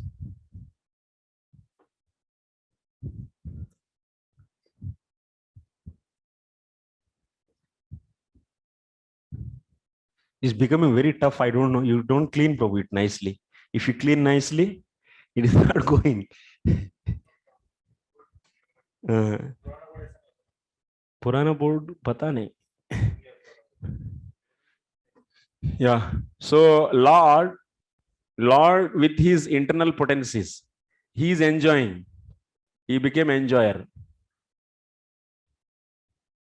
That means internal potency is giving the various body to him, senses, mind, everything of the Lord is formed because of what? Internal potency. And various objects also created by her internal potency, and he became enjoyer. He enjoy. Similarly, Jivatma, even he is alone. Jivatma is simply spirit soul. It is the spirit soul, and this is given with the faculties, various. So instruments are given to him.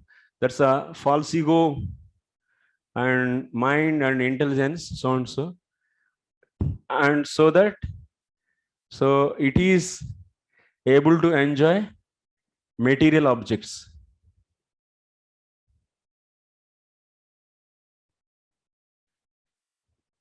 Now here Jivatma is having this strong connection. He is getting the connection with this. This connection will be forever. This connection, Jivatma's connection with this false ego, mind and intelligence, which are products of the Maya. So this connection with the Jivatma is forever, or it can be lost. She's asking. Mother's question is this.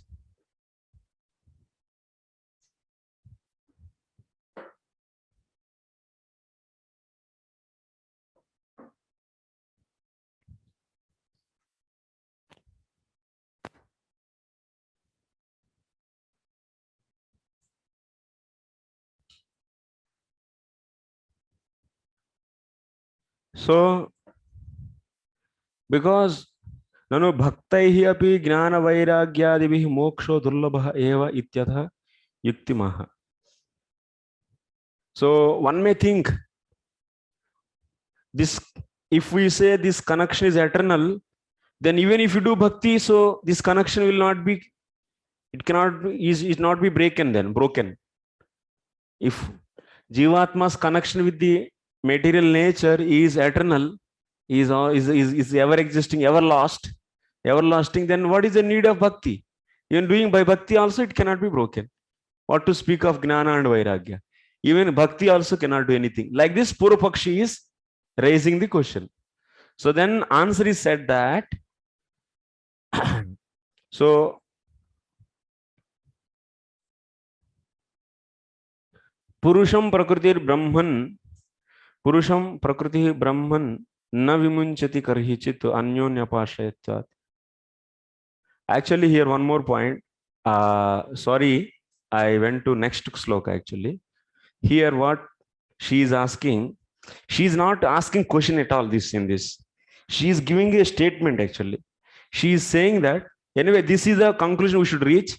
But what she is saying in this sloka, she is saying that this Prakriti is there. This is Purusha. Prabhu.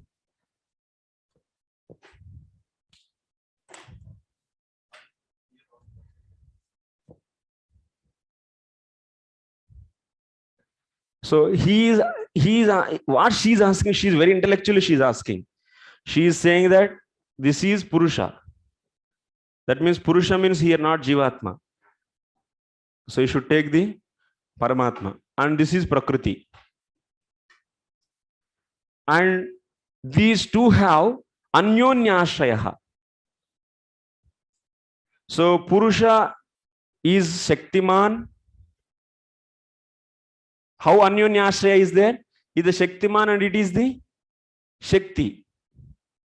So Purusha is becoming Shaktiman by this Shakti only. If there is no Shakti, can you say him as a Purusha? Purusha means what? He's a controller. If there is no control, then how can you say he's a Purusha? Yes, it's a very logical question. So Purusha and Prakriti both are interdependent. Purusha is known, one can say male when there is a female. In this creation, there is female at all. Can you say male? There is no concept of male then. Then there is only one Jiva. So similarly here, Purusha means is controller. If there is no control, then there is no possibility. That's why Anyonya Ashray is there, interdependency. So he is a Shaktiman, he needs Shakti. And she is Shakti when it is called. Without Shaktiman, is there any possibility of existing Shakti? No, there is a need of some source where this Shakti resides. So that's why without Shaktiman, Shakti is not possible. Without Shakti, Shaktiman is not possible. So that's why Anyonya Ashray is there. Okay, this is the point she is saying actually in this sloka.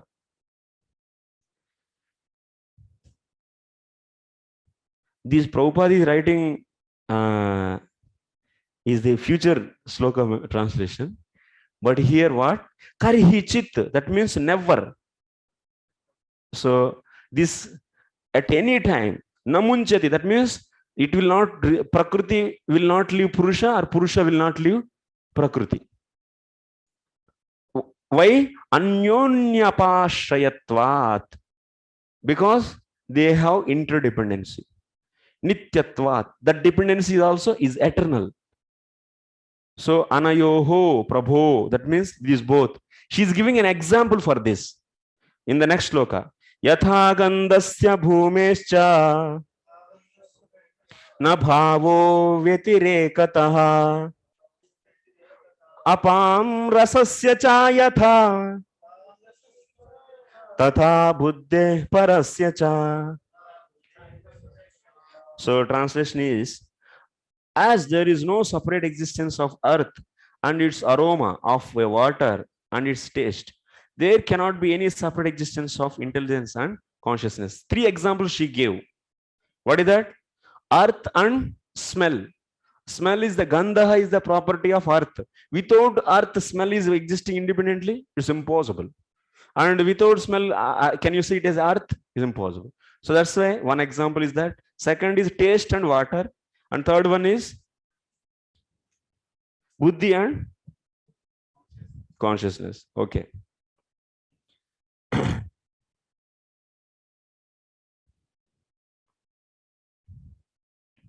So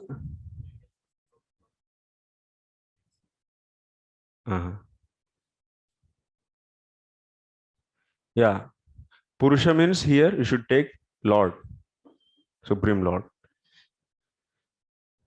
So Purusha in the previous sloka, actually 17th sloka, Srila Vishwanath Chakravarti Thakur take Purusha means so Lord, Shaktiman. Shaktiman means Purusha means Lord. Prakriti is the Prakriti. That's a Shakti, and their relation is always and interdependent. And now Tatha Gandasya Bhumesha Bhume. Example is given. And next sloka. Akartu karma bandhoyam Purushasya yadashrayah Guneshu satsu prakrute Kaivalyam teshvatah katam. Hence, even though he is the passive performer of all activities, how can there be freedom for the soul as long as material nature acts on him and binds him? So now here he is saying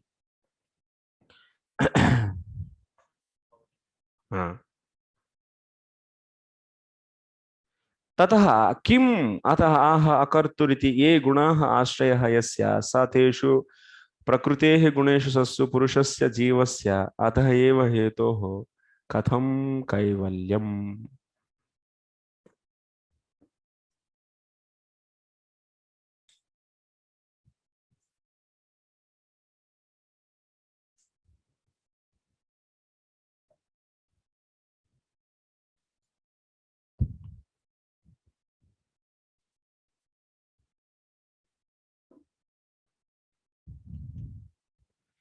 Okay, so this is what sloka number 17, and sloka number 18 examples are given, and sloka number 19 she is asking actually. How she is asking? She is asking Purusha here as Jivaha. Because Jivatma is also like Paramatma only, na? So in that sense, she's asking. So that's why there is a reasonable doubt. It is a doubt only. She is not saying the philosophy.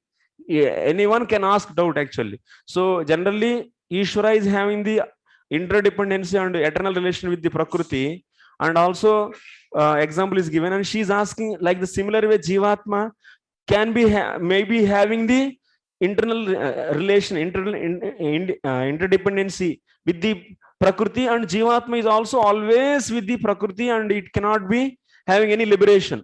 In that sense, she is asking. So that's why she is asking in the 19th.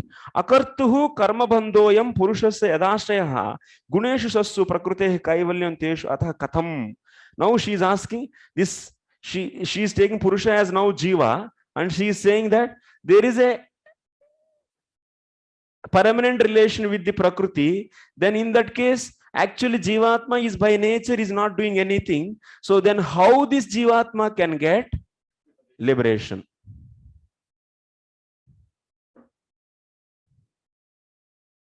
There should be sense in the asking. Na? She is making the sense to ask this question. To make the sense, so she is giving these two statements. 17 and 18, she is giving as a backup statements to just say. That means Jivatma's relation with the Prakriti is eternal. So that's a Jivatma, how it can get the liberation. Yes, Yashoda Kirti Mataji. Hare Krishna Prabhuji. Hare Krishna Prabhuji. Yes, Mataji. Prabhuji, shloka number 17 मैं समझ नहीं पाई क्योंकि अन्योन्य अपाश्रयत्व। Yes. तो भगवान तो परमेश्वर तो प्रकृति के ऊपर निर्भर नहीं है, प्रकृति जरूर भगवान के ऊपर निर्भर है। तो प्रभुपाद ने जो यहाँ पे परपोर्ट दिया है वो ज्यादा इजीली अंडरस्टैंडेबल है। अभी आपने जो विश्वनाथ चक्रवर्ती ठाकुर के अनुसार बताया कि पुरुषम अर्थात परमेश्वर, तो फिर वो कैसे अन्योन्य अपाश्रय, उनका संबंध कैसे होगा? भगवान तो नहीं है निर्भर किसी पर भी, वो प्लीज समझाइए फिर से। ये क्वेश्चन है actually, we should understand that question. She is not explaining any philosophy, you're understanding. So she is making a question actually. She is understanding like that, whatever understanding she's having, based upon that she's asking.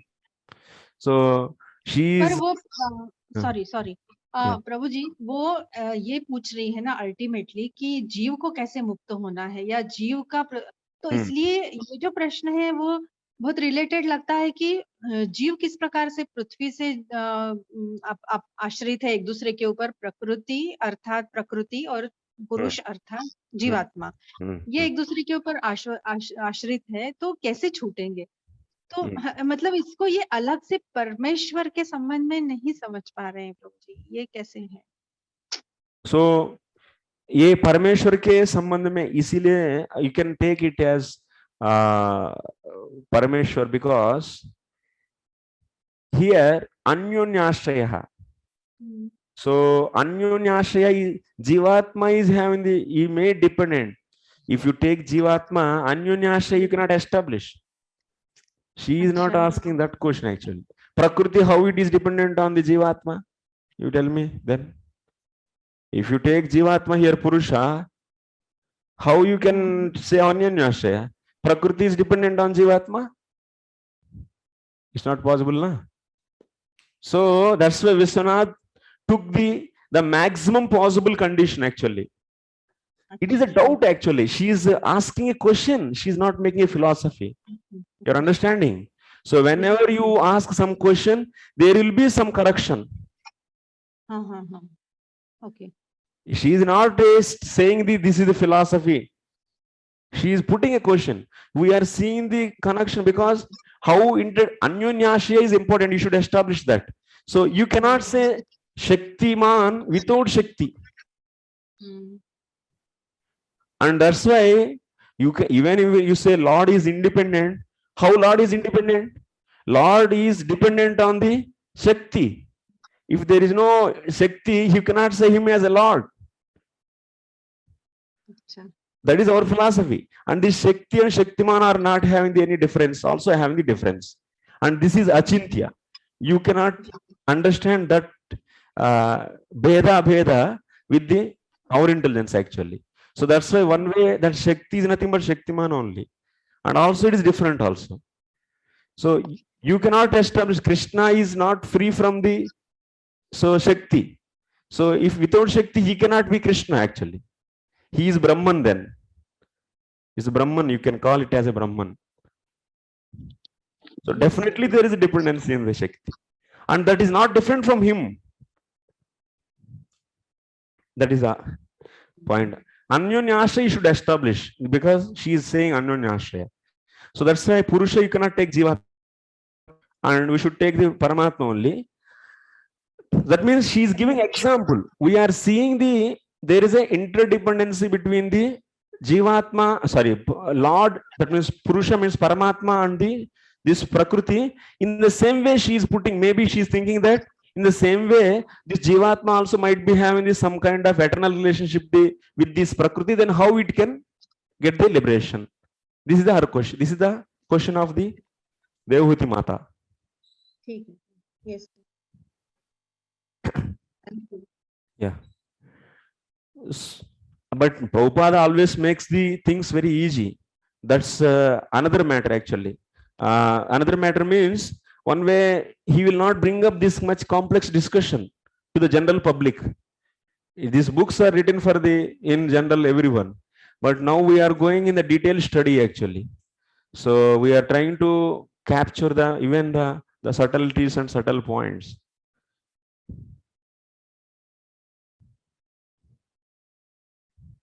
If that much complex discussions, if they brought here, then many people will be out actually. And that's why always he says that, so Krishna is the Supreme Personality of Godhead, and he is a Shaktiman, he is a powerful, and we should worship him. That's all. Okay. No need to enter into so much complex things, and let happy.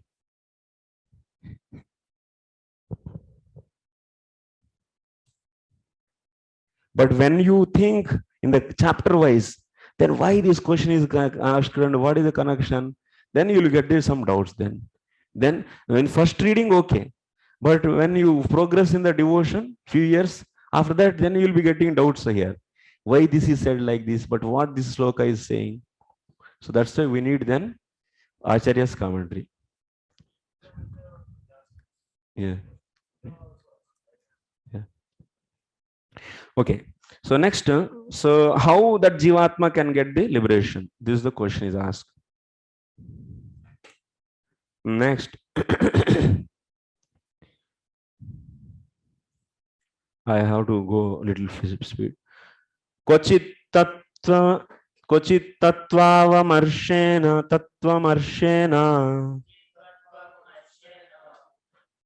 Kvachit tattvamarshena Nivrittam bhayamulbanam Anivritta nimittatvat Punah pratyavatisthate. Translation: even if the great fear of bondage is avoided by mental speculations and inquiry into the fundamental principles, it may still appear again, since its cause has not ceased. Even if the great fear of bondage is avoided by mental speculation and inquiry, so she is also asking by just knowledge, I am not body, I am different from Prakriti. So this kind of contemplation, by this contemplation, so for time being, I may think I am separate from this, but this once again, there is a bondage coming back. Of course, by the knowledge, I may understand myself as separate from the Prakriti, but this bondage may come back. So what about that? She's asking very intellectual question. This is Kochit nivritta prayasyapi. That means first time being, by the knowledge it is out, but samsara bhayasya udbhava drishyate. Once again may it come back. Then what the Lord is saying to answer this? Animitta nimittena swadharmena malatmana tivraya mai bhaktya cha Sruta Sambrutaya Chiram. Translation: the Supreme Personality of Godhead said, one cannot get liberation by seriously discharging devotional service unto me and thereby hearing for a long time about me or from me. By thus executing one's prescribed duties, there will be no reaction and one will be freed from the contamination of matter. So what is her question? So how this Jivatma is getting the liberation, and after that she is saying that in the 20th it may come back. Even by the knowledge, Jivatma thinks himself as separate from the Prakriti, but that bondage may come back. Then what the Lord is giving the answer? He is saying that you should, in 24, devotional service. Tivraya mai bhaktya cha. So Sruta Sambrutaya, you should hear. So coming na devotion.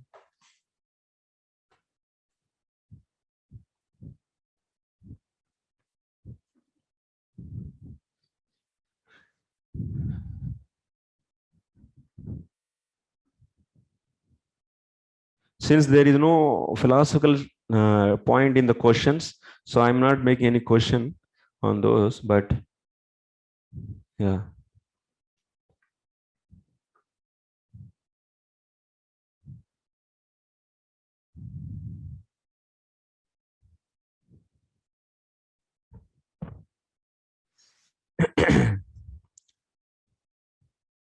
Hey Mata, Hey Mataha.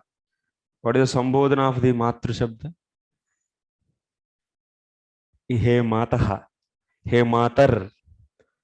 Na Prakritir Jivasya Bandha Hetu Kintu Tadiya Gunadhyasa Eva.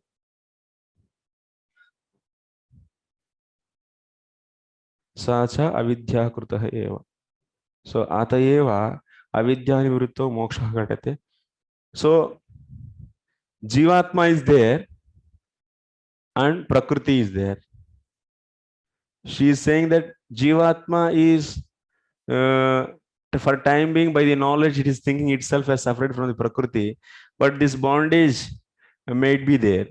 So then actually who is the cause for the bondage of the Jivatma? Who is the cause? Who is binding? Prakriti is binding the Jivatma? Huh? Who is binding Jivatma with this material nature, with Prakriti? Who is binding this Jivatma to the Prakriti?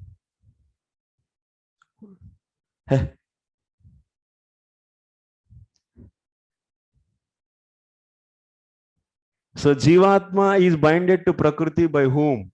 By the Prakriti or by the Jivatma? Write the question. Jivatma is binded with the Prakriti by whom? So option number A. Option A. So first option 1. First option is Jivatma.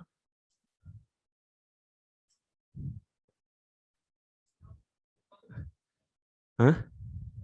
Jivatma is binded to Prakriti by whom? Option number 1, Jivatma. Option number 2, Prakriti. Option number 3, Ishvara. Option number 4, Avidya. Okay? Yeah. So 4 options. What you should keep this question also in the question bank. I want this kind of questions also. Avidya. Avidya is not part of Prakriti. What Prakriti we discussed is not. Avidya is made of 3 modes. It's not made of 3 modes. Is coming from the Prakriti? Avidya? No. Okay. So Jivatma is binded with the Prakriti by Avidya. From the day one I am saying, here also in the last time I said, in the Sushupti stage also, how Jivatma is with the Avidya.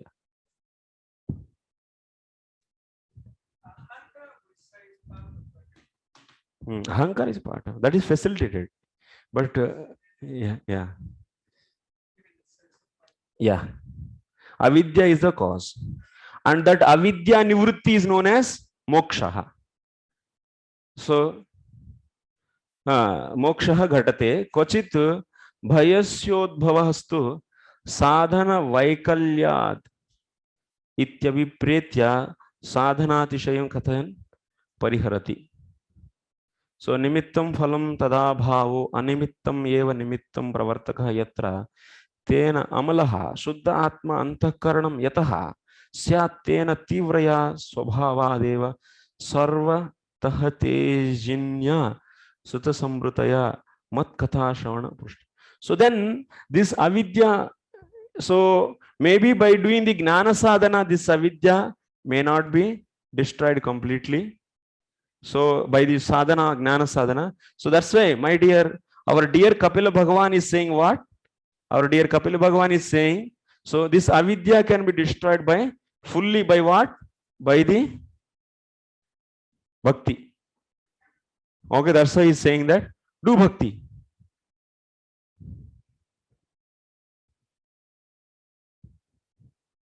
Sruta sambrutaya. Sruta sambrute. Mai bhaktya cha. Swadharme animitta nimittena swadharmena. That means doing his prescribed duties, animittena nimittena, and also bhakti. So then, tivraya bhaktya, by the strong bhakti. So that bhakti is sarva tejasvinya. So sruta sambrutaya, matkatha shravana paripushtaya. So that bhakti is nourished by what? Is nourished by hearing the Lord's stories, and that kind of bhakti should be done. Then you should not worry, my dear mother. This will not. Then you will not worry that once again there will be coming back this bondage. Okay.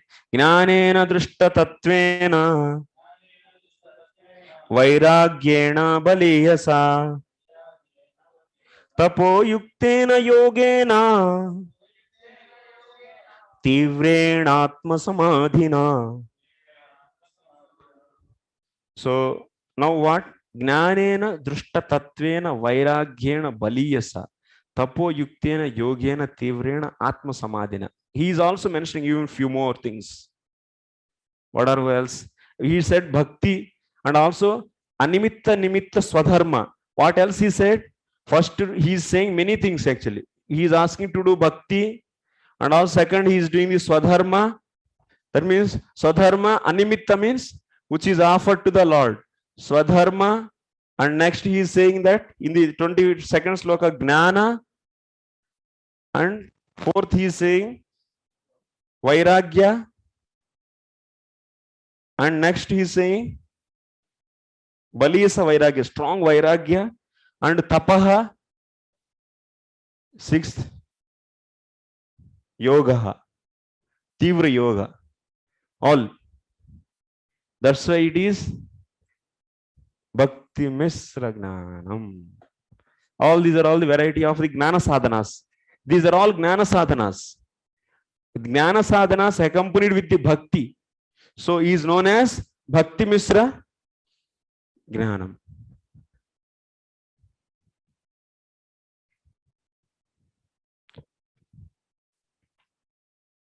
Next, Prakriti Purushasyeha Dahyamana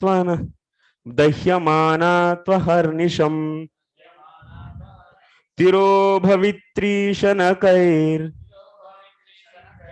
Agner Yoni Nivarinaha Nihi. Okay, Nivaranihi. So, okay, translation, the influence of material nature has covered the living entity, and thus it is as if the living entity were always in a blazing fire. But by the process of serious discharging devotional service, this influence can be removed, just as wooden stick which causes a fire are themselves consumed by it. Prakritihi purushasya dahyamanatu aharnishaya tiro bhavitri shanakaihi agnehi yoni nivarinaha. Prakriti means linga deha, purushasya ebihi sadhanaihi. By this, all these sadhanas. So linga deha, Lingadeha. So here sadhanaihi dahyamana avibhuyamana tiro bhavati. Agneriti arineha kashtam agnihi yatha kashtadeva utpadya kashtam dahati tathaiva gnanam lingadehad utpadya tameva dahati iti dahati.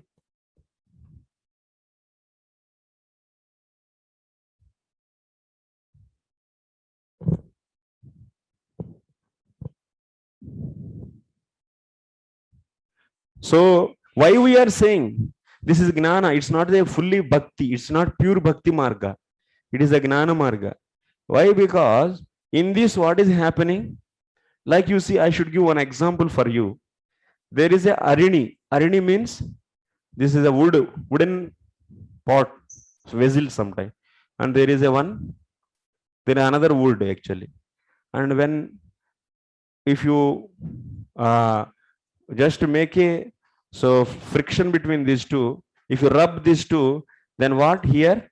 Fire is generated, and this fire is, if you leave it, and this fire is going to burn this wood. This fire can burn this wood. Okay.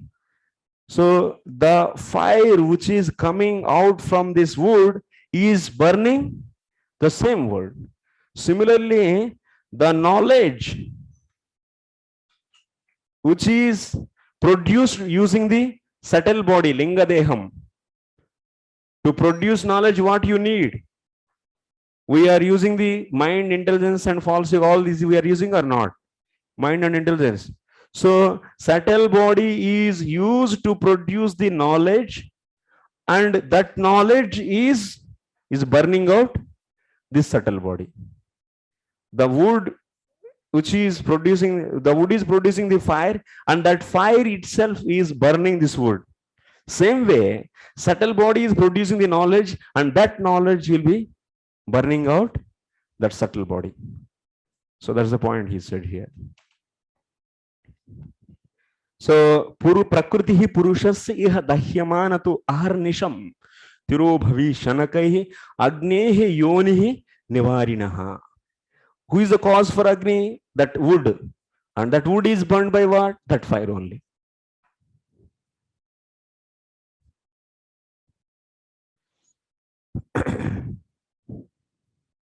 So that means by practicing those sadhanas very firmly, what is that? So some katha shravanam, swadharma, gnana, vairagya, tapaha, yoga.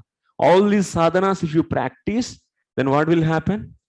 So knowledge is produced, and that will burn the subtle body. So that's why it is Bhakti Misra Gnanam. Gnanam is the prominent. Whatever he is saying, all the time he is keeping Gnana as highlight, top. Okay, next. Bhakti Bhoga Parityakta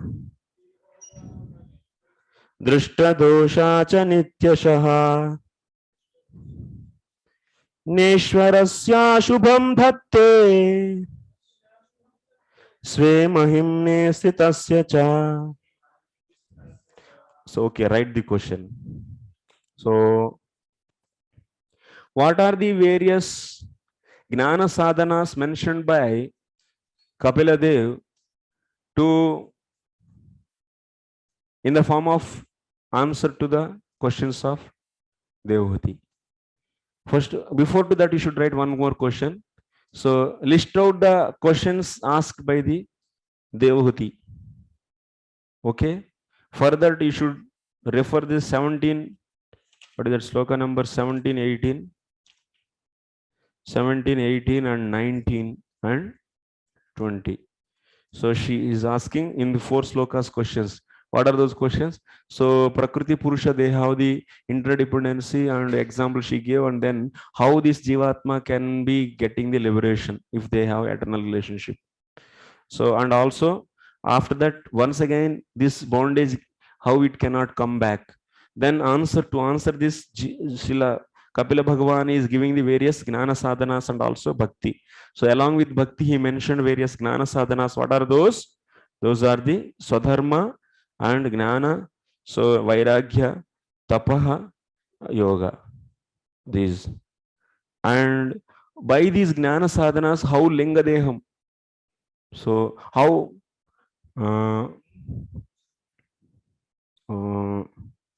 Linga Deham is burnt out? Right? Write the question. Give an example. How the subtle body is burnt out, is destroyed.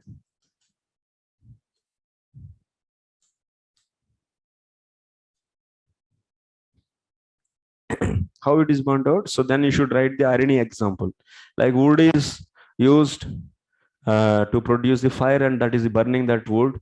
Same way, by practicing these Gnana sadhanas, so knowledge is produced in the Linga Deham, and that Linga Deham is finished by that knowledge.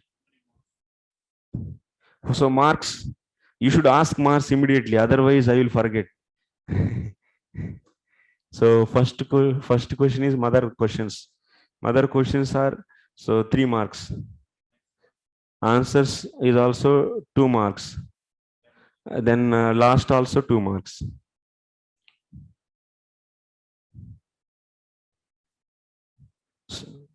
Huh?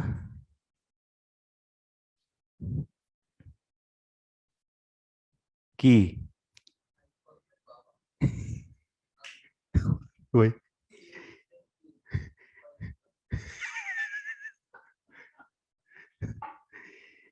He will save you. Why?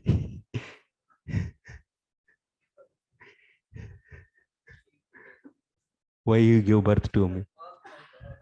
Why?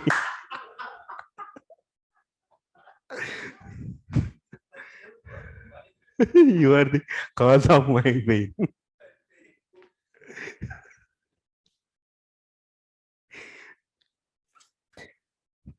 By discovering the faultiness of desiring the law, desiring to lord it over the material nature, by the therefore giving it up, the living entity becomes independent and standard in his own glory. One more thing he's saying, Bhukta Bhoga Parityakta, Dushta Doshacha Nityashaha, Neshwarasya Asubham Datte Sve Mahimnisadasya. Here it is saying, what is the Anwar solution? Give me another 10 minutes, we'll finish the chapter. So we started in 15 minutes late. Okay, what he is saying here, so Jivatma should do one thing. In the 23rd Linga Deha is finished, and also he is saying one more point. Jivatma should leave the enjoying tendencies. Bhukta Bhoga should leave, Jivatma should leave tendencies of enjoying. Tendency for enjoyment tendencies. I want to enjoy this material nature. I want to lord over this material nature. That tendency should leave.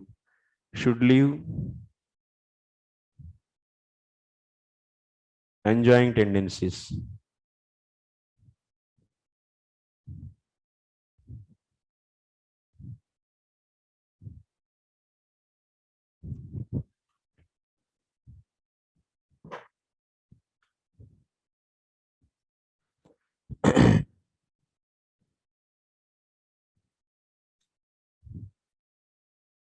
That means getting this Sarga Naraka all the painful. So like this. So it think and it should leave and do. So next 25. Yatha hya pratibuddhasya prasvapo bhvanartha brut saeva pratibuddhasya navai mohaya kalpate. So in the dreaming state, one's consciousness is almost covered and one sees many inauspicious things. But when he is awakened and fully conscious, such an inauspicious thing cannot be bewildered him. So he is just giving, mother asked that how Jivatma should not get back this bondage. Then he is giving all the remedies. What are the various remedies should be followed? So what she is saying that Yata hi aprabdi buddha praswapo bhvanardhavat, so sayeva pratibuddhasya navai moha. So Jivatma should not get any moha. So everything is related to Gnana only. Like in the dreaming state, you will be seeing these so many objects. In the dreaming state, one's consciousness is almost covered and one is sees many inauspicious things. In the dreaming state, you will be seeing the tiger. So, but when you wake up And because in the dreaming state, because of seeing the tiger, you'll be getting the fear. But when you wake up, then you'll be seeing that no fear, nothing. Same way with this kind of knowledge, since we are in the absorption, we got absorbed in the prakriti. That's why we are having the fear out of this nature. So if you come out, then you will not be having. You should understand this using that example, the dream example. So in this way, one should not get any bewilderment by this prakriti. He's giving that thing. Okay, next. Evam vidita tattvasya prakritir mai manasam yunjato na pakuruta atma ramasya karhichit. So the influence of material nature cannot harm an enlightened soul, even though he engages in material activities, because he knows the truth of the absolute and his mind is fixed on the supreme personality of God. He is giving the encouragement to Mother Devahuti. Hey, don't worry, why you are thinking about these material objects? They are all simply like dreaming state. And also he is saying that evam viditva, knowing like this, these objects are really not giving the pain, cannot give pain, like how the objects in the dream, they are so only temporarily, so we are getting the fear, but not after the awaking. The same way, so knowing these material objects also, mai, so mai manasam yunjanaha, like that. So knowing, and one should fix his mind on the yunjata, in the Lord, and his mind is fixed on the supreme personality of Godhead. One should fix his mind, and so that he can be stable. So he should know that these objects of material objects are like objects in dream. And then after that, what he should do, that is said in the 24. And in the 25, so 25 that is said. In the 26, it is said that, so after that, he should fix his mind in Lord.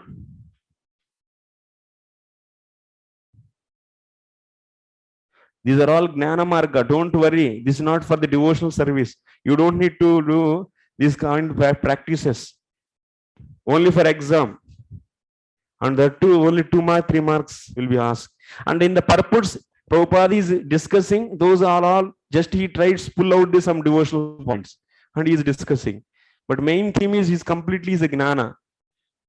In the devotional process, we don't do like this. Huh? We should please, but that is our prem. But this Swadharma, Gnana, Vairagya, Tapaha, Yoga, this will not be there.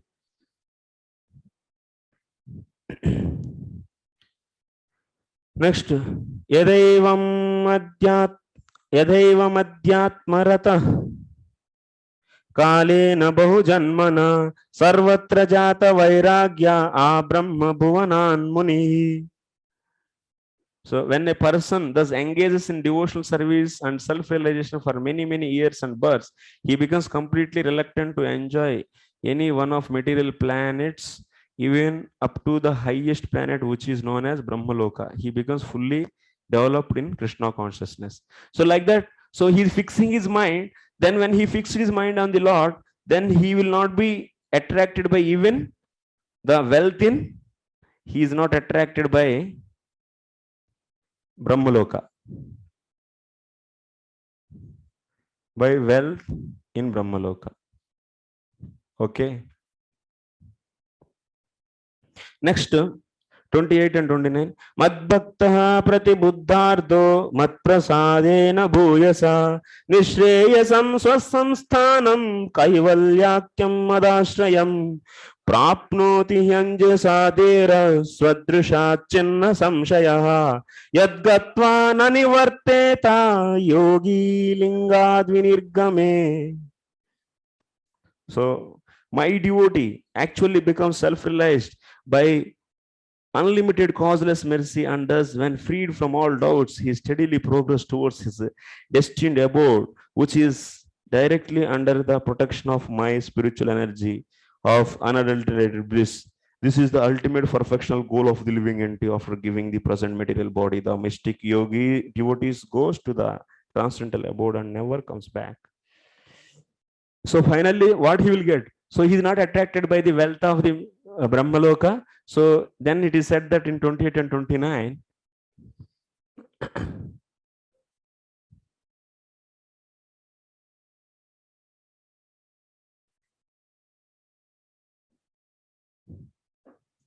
Puppu.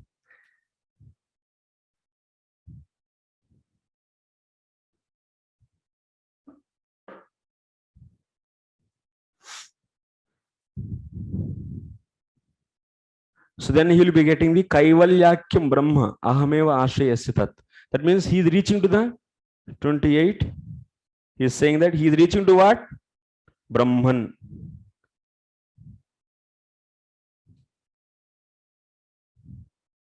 This is the realization he will get, Brahman. And for that Brahman, who is a shelter? Kapila. Lord is a shelter for that. He is reaching to that. Brahmano hi pratishtaham. Okay. Okay. Yadana yoga pachita sucheto maya susiddhasya vishajyatengam ananya hetushvatame gatisya atyantiki yatra na mrityuhasaha. So translation finally, when a perfect yogi attention is no longer attracted to the byproducts of mystic powers, which are manifestations of eternal external energy, his progress towards me becomes unlimited, and thus the power of death cannot overcome him. So in the 29th also it is said 29th, he will never, so he will, 20th it is said that he will be going to the Brahman realization, then he will never come back from there. He never come back from there. That means after getting the Brahman realization, you should not think that he is coming back once again. No. So finally 30 is saying what?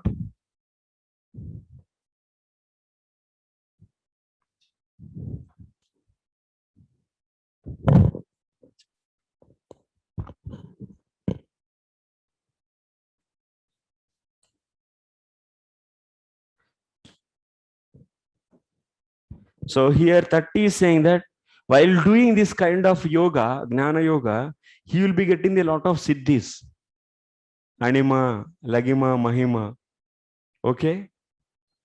So even in the devotional process also will be getting many name, fame, this, that. So if you are get attracted by that, then bhakti is out. So here that only is said. So bhogaha antaraya rupaha bhavanti. So when we practice this Gnana Yoga, there are a lot of different kinds of the opulences are coming in between as the byproducts of that yoga, and they will become obstacles. Tas yogi na vishajyeta, but yogi should not get attraction for those. So yada yogi upachitasu samuddhasu mayasu vividha bhogya vastushu siddhasya chetaha na vishajyeta tada atyantiki. Then if he is not getting any attachment, then he will go back to the, so he will go to the Brahman realization. So if he don't get any attraction, he will go further. Maya sukritishu na yoga danyo hetu yasam tatra.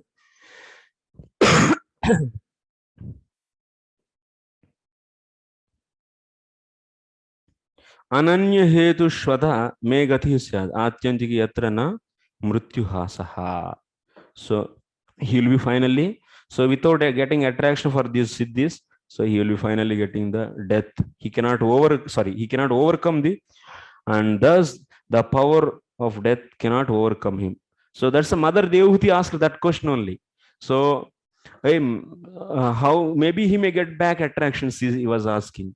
But Kapila Bhagavan is saying that, my dear mother, don't worry, he will not get, because by practicing this, like how the subtle body is burnt out, that is said in the 25th and in the 26th. So he can fix mind on me, and so that he can get even he can reject the pleasure in the Brahmaloka. Then after that he can reach to the Brahman, and after that he cannot come back, and he is giving that. So he should not get any attraction for the intermediate products, so that he will overcome the this mrityu, and finally he will attain me. Like this, simple. Okay, he's explaining very easily and simple. Any questions? Huh?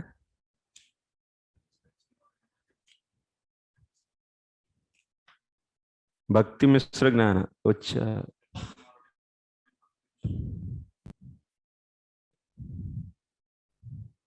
You should establish Bhakti Misra Gnana. How you will establish? So see the sloka number 21, 20, 21 and 22.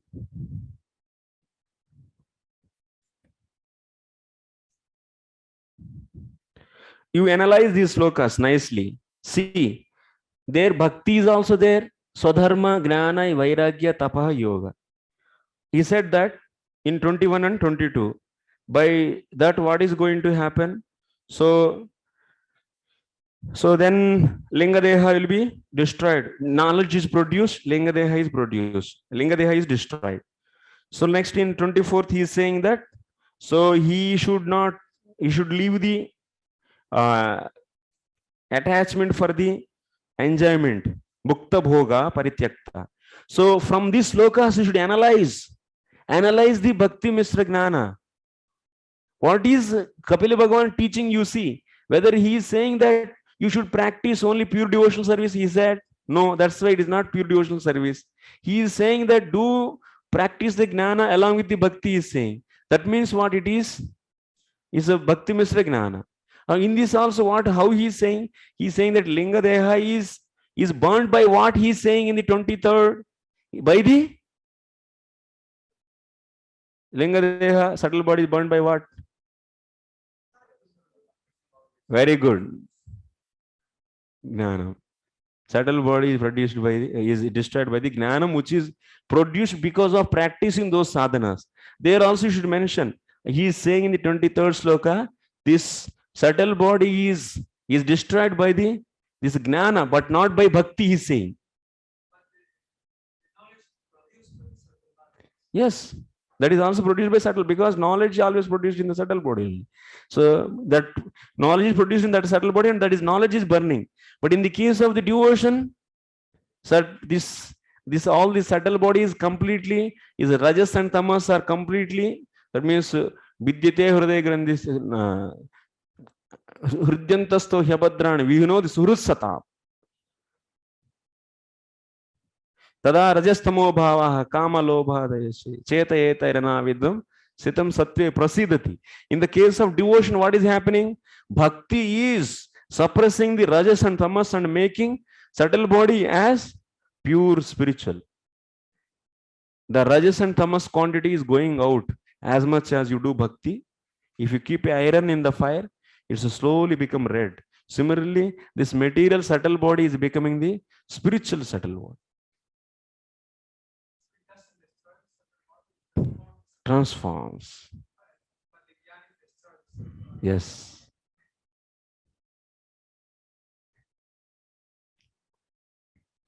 Okay.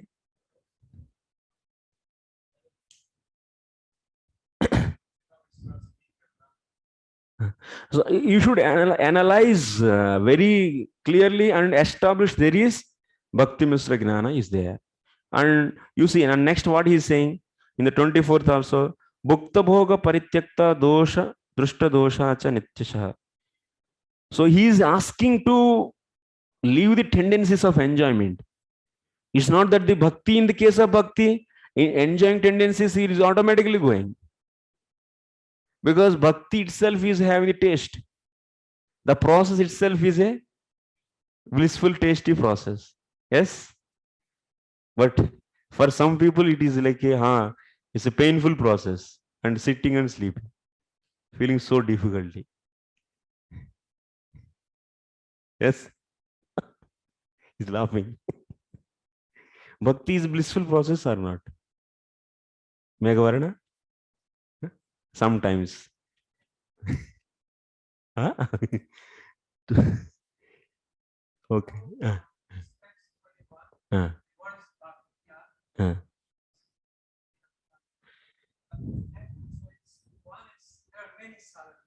Yes, many sadhana. Like, yeah. Mike, can you speak in mic? Or you can repeat the question, Prabhu. Okay, and in the text from 21 to 23, so there are mentioned various sadhanas that destroy the subtle body or the prakriti. Yes. So one is bhaktya, Uh, bhakti, but knowledge is the one who is caused by the subtle body yeah. and destroy the subtle body. We adjust to the example of the stick and the fire. Yeah. But when we are talking about bhakti, where in the text is how we can infer from the text? So here bhakti, what it doing? You can ask like that. Here, what is the role of bhakti? Yeah, I mean, how it's different from jnana and the other. In the jnana process, subtle body is destroyed. In the case of bhakti process, pure bhakti process, so subtle body is transformed into spiritual body. This is the thing. And here bhakti is helping these sadhanas to give its result. If bhakti is not done, so these jnana sadhanas will not produce the jnana.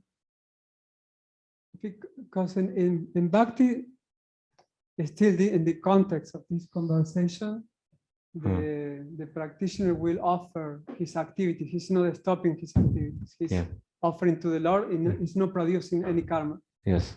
But the jnani will cease all activities through the process. This he explained in a outline way. In details, if you go, so he will be leaving this swadharma and so and so, and either everything. So here you should understand that. So what is your exact question? So how in the jnana process, so knowledge is produced, those sadhanas are producing.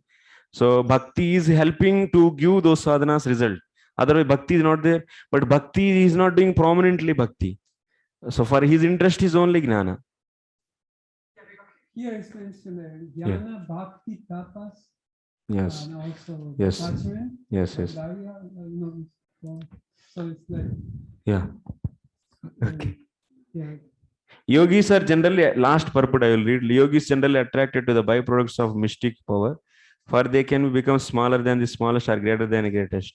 So because in the 30th we said that lot of various kinds of siddhis are coming in the path of your devotion, the process. So those one should not get attracted. A perfect yogi mind is not attracted by any material power, but is simply attracted by unalloyed service to the Supreme Lord. Or a devotee, the process of merging into Brahman effulgence is considered to be hellish, and yogic power are the preliminary perfections of yogic power to be able to control the senses is automatically achieved. As for evaluation to higher planets, a devotee considers this to be simply hallucinatory. A devotee is, that means in the case of devotees, they don't want to go to Brahman realization also. So a devotee's attention is always, Prabhupada always comparing this with the case of devotee, and in the purports he is mentioning all the time. So devotional angle only. So like this, finally, thus end the Bhaktivedanta purports of the 3rd canto, 27th chapter of the Srimad Bhagavatam entitled Understanding Material Nature. Okay, thank you very much. So tomorrow we'll be starting the new chapter, 28th chapter. So if you read some purports, I jumped actually. If you read and any doubts you have, please let me know. Okay, you can do the self-study and it is quite easy, understandable. And if you have any doubts, please ask. Yeah, tomorrow also you can ask. Yes, tomorrow sometime there's some starting time you can ask. Okay, thank you very much. So we'll start 28th chapter and 29. There are 2 chapters are there in my plate. So then after that, new speaker is coming. Okay, any comments? Okay, thank you very much. Srila Prabhupada ki jai.